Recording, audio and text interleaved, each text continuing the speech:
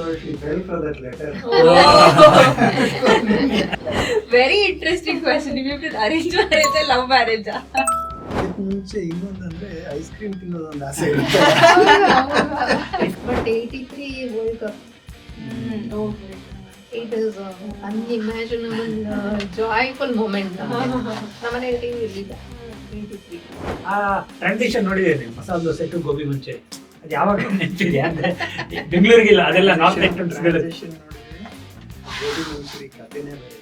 ಈ computer centre ಒಂದು ದೇವಸ್ಥಾನ ತರ, ಅಂದ್ರೆ ಚಪ್ಪಲಿ ಬಿಚ್ಬಿಟ್ಟು ಸಿಗ್ಬೇಕು.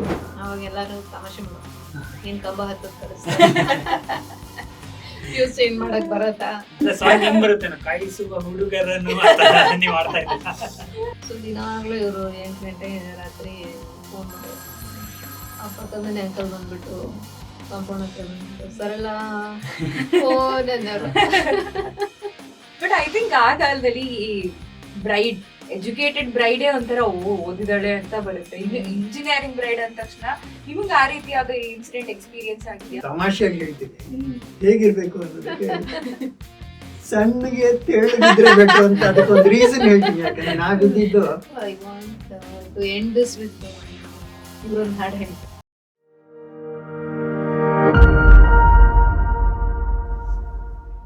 ಸೊ 1 ನಿಮಿಷ ಸ್ಕ್ಯಾನ್ ಮಾಡ್ಕೊಂಡು ನೀವು ಫ್ಯಾಮಿಲಿ, ಫ್ರೆಂಡ್ಸ್ ಅಲ್ಲಿ, ಫಸ್ಟ್ ಸರ್ಕಲ್ ಅಲ್ಲಿ ಒಂದು ಕಪಲ್ ನೋಡಿ ನಿಮ್ಗೆ ಯಾವಾಗ್ಲೂ ಇದ್ರೆ ಹಿಂಗಿರ್ಬೇಕು, ಇದ್ರೆ ನೆಮ್ಮದಿಯಾಗಿರ್ಬೇಕು ಅಂತ ಅನ್ಸ್ತಾ ಇರುತ್ತೆ.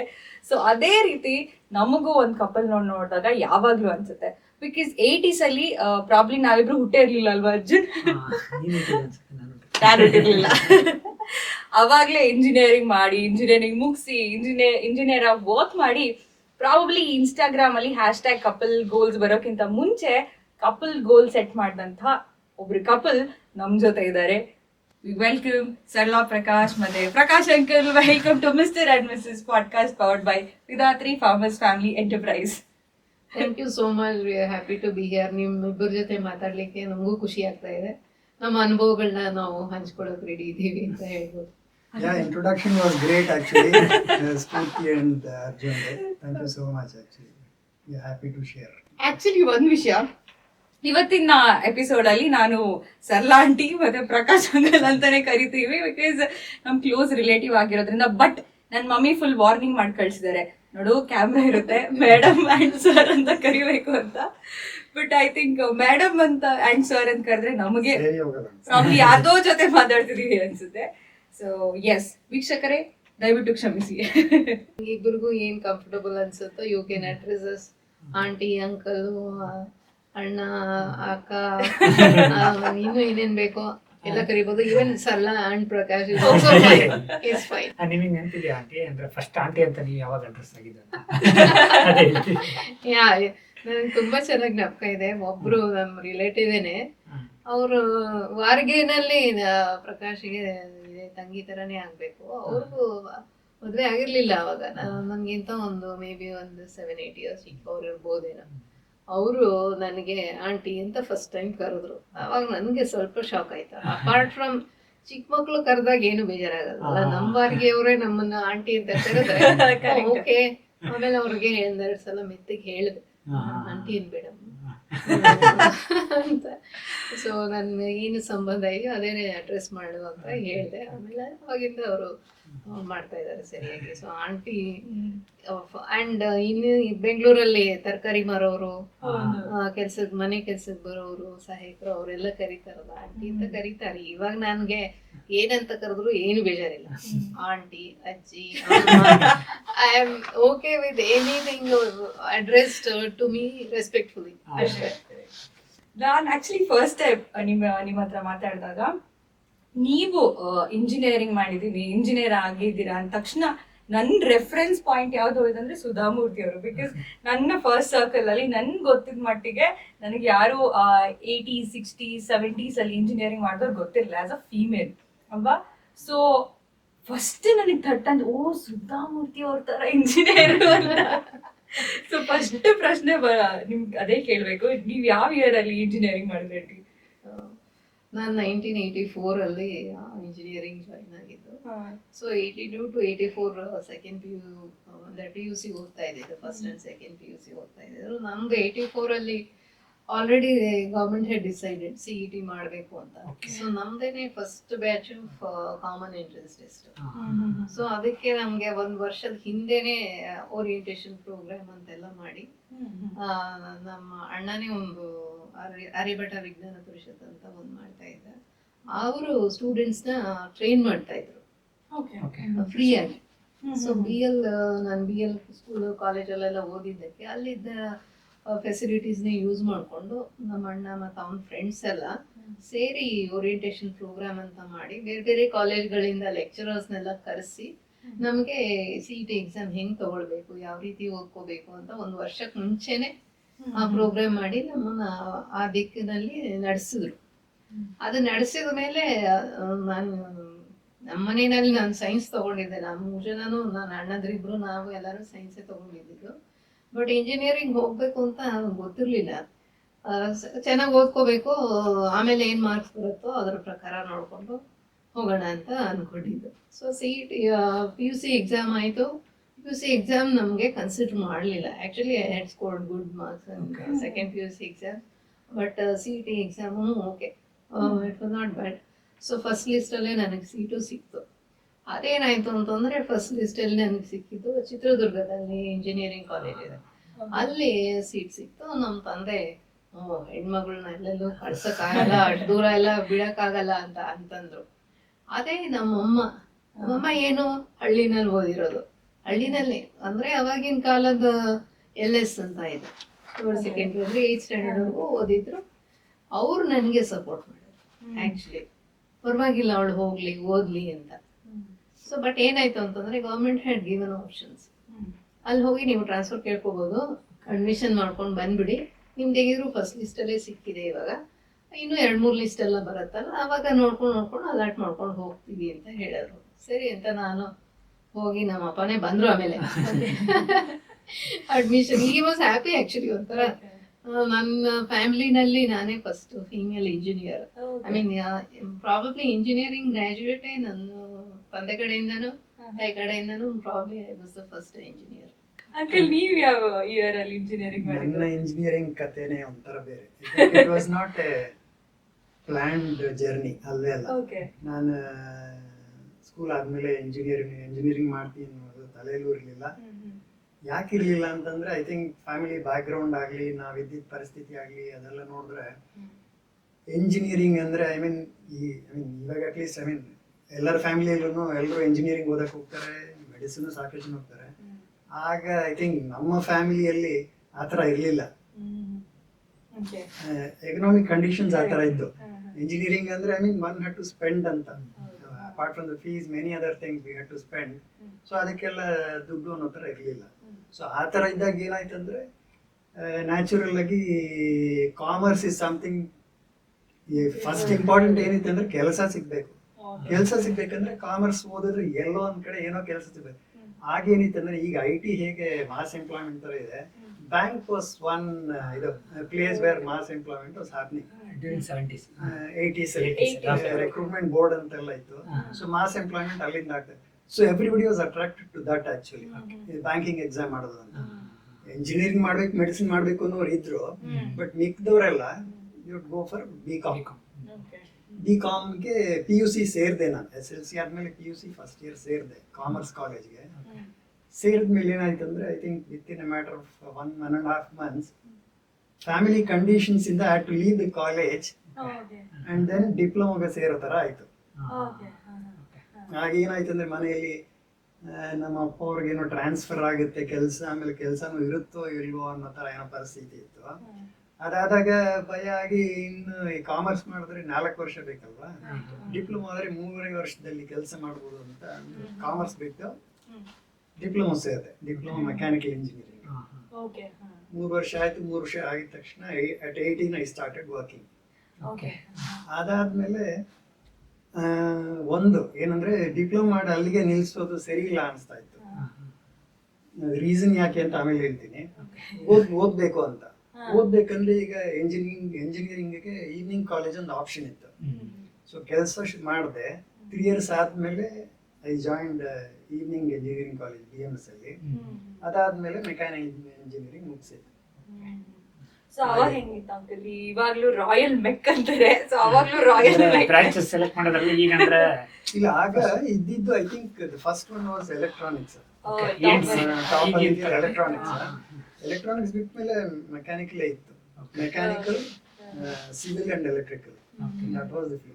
ಮಧ್ಯ ಎಲ್ಲ ಒಂದ್ಸತಿ ಟೆಲಿಕಮ್ಯುನಿಕೇಶನ್ ಬಂತು ಜಸ್ಟ್ ಆಫ್ಟರ್ ಎಲೆಕ್ಟ್ರಾನಿಕ್ಸ್. ನಾನು ಒಂದು ವರ್ಷ ಇವರು 83 ನಲ್ಲಿ ಇಂಜಿನಿಯರಿಂಗ್ ಸ್ಟಾರ್ಟ್ ಮಾಡಿದ್ರು ಅನ್ಸುತ್ತೆ. ನಂದು 84 ಬ್ಯಾಚ್. ನಾ ಹೇಳಿದಂಗೆ CIT ಸ್ಟಾರ್ಟ್ ಆಯ್ತು ಆ ವರ್ಷ.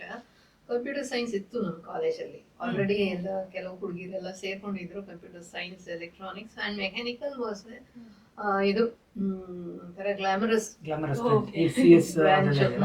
ಆಮೇಲೆ ಹುಡುಗರು ಒಂಥರ ತುಂಬಾ ಔಟ್ ಗೋಯಿಂಗ್ ಎಕ್ಸ್ಟ್ರೋವರ್ಟ್ ಪೀಪಲ್, ಭಾರಿ ಹುಡುಗರ ಇದ್ದಿದ್ದು. ನಾಟ್ ಮೆನಿ ಗರ್ಲ್ಸ್ ಇಲ್ಲೇ ಇಲ್ಲ. ನಮ್ಮ ಬ್ರಾಂಚ್ ಇಂದಾನೆ ಒಂದಿಬ್ರು ಹುಡುಗಿರು ಸೇರ್ಕೊಂಡಿದ್ದು. ಬಟ್ ನಾವು ಬ್ರಾಂಚ್ ಚೇಂಜ್ ಮಾಡ್ಕೊಂಡ್ಬಿಟ್ಟಿದ್ವಿ. But it was very attractive for boys mechanical. ಆಮೇಲೆ ನಮ್ಮ ಕಾಲೇಜಲ್ಲಿ ಸಿವಿಲ್. ಅಂದ್ರೆ ಈಗ ಅಫೋರ್ಡಬಿಲಿಟಿ ಮಾತಾಡ್ತಿದ್ರು ಅಂಕಲ್. ಸೊ ಈಗ ಇಂಜಿನಿಯರಿಂಗ್ ಅಂತ ಬಂದ್ರೆ ಈಗೂ ಪ್ರೆಸೆಂಟ್ ಟ್ರೆಂಡ್ ಏನಿದೆ ಅಂದ್ರೆ ಸ್ಕೂಲಿಂಗ್ ಪ್ರೈವೇಟೈಸೇಷನ್ ಎಲ್ಲ, ಸ್ಕೂಲಿಂಗ್ಸ್ ಎಲ್ಲ ಆದ್ಮೇಲೆ ತುಂಬಾ ಕಾಸ್ಟಿಂಗ್ 10th ಒಳಗೆ ಜಾಸ್ತಿ ಇದೆ. Engineering at least still government at least ಸ್ವಲ್ಪ ಕಂಟ್ರೋಲ್ ಮಾಡಿರೋದ್ರಿಂದ CET prices, government fees, so okay middle class still can afford ಅನ್ನೋಗಿದೆ. ಬಟ್ ಅವಾಗ ಹೇಗಿತ್ತು ಅಂದ್ರೆ ಅವಾಗ ಹೇಗೆ ಏನಾರ fees structure private colleges? It was not easy actually. I think Sarla's case was probably a little different. ನಮ್ಮ family case ನೋಡಿದ್ರೆ ನಾನು ನಮ್ಮ ಫ್ಯಾಮಿಲಿಯಲ್ಲಿ ಮೊದಲನೇ ಮೊಮ್ಮಗ. ಈಗ 30 ಜನ ಇದ್ದಾರೆ ಅನ್ಕೊಳ್ತೀನಿ. ಮೊದಲನೇ ಮೊಮ್ಮಗ. ಈವನ್ ನಮ್ಮ ಫ್ಯಾಮಿಲಿ ಕಡೆ ನೋಡಿದ್ರೆ ಐ ಡೋಂಟ್ ಥಿಂಕ್, ಎಲ್ಲೋ ಸ್ವಲ್ಪ ದೂರದ ರಿಲೇಟಿವ್ಸ್ ಇದ್ರು ಇಂಜಿನಿಯರ್ಸ್ ಎಲ್ಲ ಆಗಿ, ಆದ್ರೆ ಹತ್ರದಲ್ಲಿ ಯಾರು ಇರ್ಲಿಲ್ಲ ಅನ್ಸುತ್ತೆ ಆತರ ಏನು. ಆಮೇಲೆ ಓಕೆ, ಅಗೈನ್ ಪ್ರೈಮ್ ಇಂಪಾರ್ಟೆನ್ಸ್ ಎಲ್ಲಿತ್ತಂದ್ರೆ ಆದಷ್ಟು ಬೇಗ ಕೆಲಸ ಸಿಗ್ಬೇಕು, ದುಡಿಬೇಕು ಅನ್ನೋದೇ ಇದ್ದಿದ್ದು ಅಷ್ಟೇ ಹೊರತು ಇಂಜಿನಿಯರ್ ಆಗ್ಬೇಕು ಅಥವಾ ಡಾಕ್ಟರ್ ಆಗ್ಬೇಕು, ಅದು ಆಗ್ಬೇಕಂದ್ರೆ ಮನೆಯಲ್ಲಿ ದುಡ್ಡು ಇರ್ಬೇಕು ಅನ್ನೋದು ಒಂದಿತ್ತು ತಲೆಯಲ್ಲಿ. ಆ ಪರಿಸ್ಥಿತಿಯಲ್ಲಿ ಇರ್ಲಿಲ್ಲ ನಾವು. ನನಗಿನ್ನೂ ನೆನಪಿದೆ, ನಾವು CET ಬ್ಯಾಚ್ ಅವ್ರು ಬಂದ್ವಲ್ಲ, ಅವಾಗ ಗೌರ್ಮೆಂಟ್ ಕಾಲೇಜಲ್ಲಿ ಮೆರಿಟ್ ಸೀಟಿಗೆ 300 ರೂಪಾಯಿ ವರ್ಷಕ್ಕೆ. ಏಡೆಡ್ ಕಾಲೇಜ್ ಅಂದ್ರೆ BMS ಕಾಲೇಜ್ ಏಡೆಡ್ ಕಾಲೇಜ್, ಅಲ್ಲಿ 600 ರೂಪಾಯಿ. ಪ್ರೈವೇಟ್ ಕಾಲೇಜಸ್ ಪ್ರೈವೇಟ್ ಕಾಲೇಜಲ್ಲಿ 2000. Okay, but at the time ಅದು ಅಫೋರ್ಡಬಿಲಿಟಿ ಕಷ್ಟ ಆಗುತ್ತೆ. ಅದು ಆಕ್ಚುಲಿ ಅದನ್ನ ಅಂದ್ರೆ ಕೆಲವೊಬ್ಬರಿಗೆ ಆಲ್ಮೋಸ್ಟ್ ಒಂಥರ ಅವಾಗ್ಲೂ ಇಟ್ ವಾಸ್ ನಾಟ್ ಅಫೋರ್ಡಬಲ್ ಅಂತ ಲೆಕ್ಕ. ಹೌದು, ಈಗ ಅನ್ಸುತ್ತೆ ನನ್ ಜ್ಞಾಪಕ ಇರೋ ಪ್ರಕಾರ. ನಂದು ಆಕ್ಚುಲಿ ಇಂಜಿನಿಯರಿಂಗ್ ಸೇರ್ಬೇಕಾದ್ರೆ ಏನಾಯ್ತಂದ್ರೆ, for some reason regular quota ಅನ್ನೋ ಅದ್ರಲ್ಲೆಲ್ಲ ಸಿಕ್ಲಿಲ್ಲ. So I had to offer management seat ಅಂತ. ಮ್ಯಾನೇಜ್ಮೆಂಟ್ ಸೀಟ್ಗೆ I to pay 7,500 rupees donation. 7,500 was huge. ಅದನ್ನ ನಾನು ನಮ್ಮ ಮಾವನ ಹತ್ರ ಬಾರೋ ಮಾಡಿ I had to repay it back from my salary every month. ಅಲ್ಲ, ಅವಾಗ ಸಮಯ ಸಂದರ್ಭಕ್ಕೆ ಅವರು ಹೆಲ್ಪ್ ಮಾಡಿದ್ದಾರೆ. ಸೊ ಅದರಿಂದ ಏನಾಯ್ತು ಅಂದ್ರೆ ಇವ್ರಿಗೆ ಒಳ್ಳೆ ಸಪೋರ್ಟ್ ಸಿಕ್ತು. ಸಂಬಳದಲ್ಲಿ ವಿತೌಟ್ ಇಂಟ್ರೆಸ್ಟ್ ವಿತ್ ಇಂಟ್ರೆಸ್ಟ್ ಕೊಟ್ಬಿಟ್ಟಿದ್ದಾರೆ ವಾಪಸ್. ಬಟ್ ಇಟ್ ಹೆಲ್ಪ್ ನನಗೆ ಅದೇ 2,000 ರೂಪಾಯಿ ಗೌರ್ಮೆಂಟ್ ಕನ್ಸಿಡರಿಂಗ್ ಎವ್ರಿಥಿಂಗ್ ಮಾಡಿದ್ರು ಅಂತ ಅನ್ಸುತ್ತೆ. ಸೊ ನನ್ಗೆ ಇವಾಗ್ಲೂ ಹೇಳ್ತೀನಿ, ನಾನು 10,000ದಲ್ಲಿ ನನ್ನ ಇಂಜಿನಿಯರಿಂಗ್ ಡಿಗ್ರಿ 4 ವರ್ಷದ್ದು ಮುಗೀತು. ಮನೆ ಹತ್ರ ಇದ್ದಿದ್ರಿಂದ ನಾನೇನ್ ಟ್ರಾನ್ಸ್ಪೋರ್ಟ್ಗೂ ಏನು ದುಡ್ಡು ಖರ್ಚು ಮಾಡ್ಲಿಲ್ಲ. ಸೈಕಲ್ ಅಲ್ಲಿ ಹೋಗಿ ಬಂದು ಮಾಡ್ಕೊಂತ ಇದ್ದೆ ಅಂತ. ಸ್ಟಾರ್ಟಿಂಗ್ ಕ್ಯಾರಿಯರ್ ಇದರಲ್ಲೇ ಸ್ಟಾರ್ಟ್ ಮಾಡಿದ್ರಲ್ಲ, ಕಂಪ್ಯೂಟರ್ ಸೈನ್ಸ್ ಫೀಲ್ಡ್ ಅಲ್ಲೇ ಸ್ಟಾರ್ಟ್ ಮಾಡಿದ್ದೀರಾ? ಇಲ್ಲ, ಎಲೆಕ್ಟ್ರಿಕಲ್ ಇಂಜಿನಿಯರಿಂಗ್ ಟೀಚಿಂಗ್ ಮಾಡಿದ್ದೆ. ಆಕ್ಚುಲಿ ಫಸ್ಟ್ ನಾನು ಕೆಲಸ ಮಾಡಿದ್ದೆ ಅಪ್ರೆಂಟಿಸ್ ಆಗಿ. ಇದು KEB, ಕರ್ನಾಟಕ ಎಲೆಕ್ಟ್ರಿಸಿಟಿ ಬೋರ್ಡ್. ಅವಾಗ ಎಲ್ಲಾರು ತಮಾಷೆ ಮಾಡೋರು, ಏನ್ ಕಂಬ ಹತ್ತದ್ ಕಲಿಸ್ತಾರೆ, ಫ್ಯೂಸ್ ಚೇಂಜ್ ಮಾಡಕ್ ಬರತ್ತಾ, ಆಮೇಲೆ ಎಲೆಕ್ಟ್ರಿಕಲ್ದು ಇದು ಇಸ್ತ್ರಿ ಪೆಟ್ಟಿಗೆ ಕೆಟ್ಟೋಗಿದೆ, ಅದನ್ನೇನಾದ್ರೂ ಮಾಡಕ್ ಆಗತ್ತ. ಇಂಜಿನಿಯರಿಂಗ್ ಅಂತ ಆಗಿದ ತಕ್ಷಣ ಮನೇಲಿ ಇದು ಇವಾಗ್ಲೂ ಜೋಕ್ ಇದೆ ಅನ್ಸುತ್ತಲ್ಲ, ಏನಾದ್ರೂ ಕೆಟ್ಟೋದ್ರೆ ನೀನ್ ಇಂಜಿನಿಯರ್ ತಾನೆ, ನೀನ್ ಸರಿ ಮಾಡುವ ರಿಪೇರಿ ಮಾಡಕ್ ಬರತ್ತಾ, ಹಂಗೆ ಹೆಂಗೆ ಅಂತ. ಬಟ್ ನಾವು ಇಂಜಿನಿಯರಿಂಗ್ ಕರಿಕ್ಯುಲಮ್ ಅಲ್ಲಿ ಆ ತರದ್ದೆಲ್ಲ ಕಲಿಯೋದು. ನಿಮ್ದು ಅಂಕಲ್ ಅದು ಆಫ್ಟರ್ BMS ಕ್ಯಾರಿಯರ್ ಹೇಗೆ continue? Actually even before BMS I was working. ನಾನು ಶುರು ಮಾಡಿದ್ದೆ ಹೇಗೆ ಅಂದ್ರೆ, work in a machine design company. Actually ಅದು one of the very well known consultancy company, India design centre ಅಂತ. I started working there. ಅವ್ರು ಅದನ್ನ ಶುರು ಮಾಡಿದವರು HMT ಅಲ್ಲಿ. He was the lead design head. ಇದನ್ನ ಶುರು ಮಾಡಿದ್ರು. ಸೊ ಅಲ್ಲಿದ್ದೆ. I think throughout my career ನೋಡಿದ್ರೆ I have done quite interesting thing. Different fields of work. Machine design 3 ವರ್ಷ ಇದ್ದೆ. ಅದಾದ್ಮೇಲೆ I shifted to Karnataka dairy development corporation ಅಂತ. ಶಿಫ್ಟ್ ಮಾಡಿದ್ದು ಯಾಕೆಂದ್ರೆ ಅಗೇನ್ ನಮ್ಮ ಮಾವಂದ್ರಿದ್ರು, ಅವರು ಇದು ಗವರ್ಮೆಂಟ್ ಕಂಪನಿ ತರ ಇದು ಪ್ರೈವೇಟ್ ಅಲ್ಲಿ ಕೆಲಸ ಮಾಡಿ ಹಾಗೆ ಮಾವಂದ್ರು was the advisors family. So ಅವ್ರು ಹೇಳಿದ್ರು ಅಂತ ಐ ಅಪ್ಲೈಡ್. ಹಾಗೆ ಸಿಕ್ತು ಕೆಲಸನೂ ಸಿಕ್ಬಿಡ್ತು. And then I join. ಅದಾದ್ಮೇಲೆ ಅಲ್ಲೇ ನನಗೆ ಇದು ಏನು ಕಂಪ್ಯೂಟರ್ ಮೊದಲು ನೋಡಿದ್ದು ಅಲ್ಲೇ. That was in 87. ಅರೌಂಡ್ 84-87.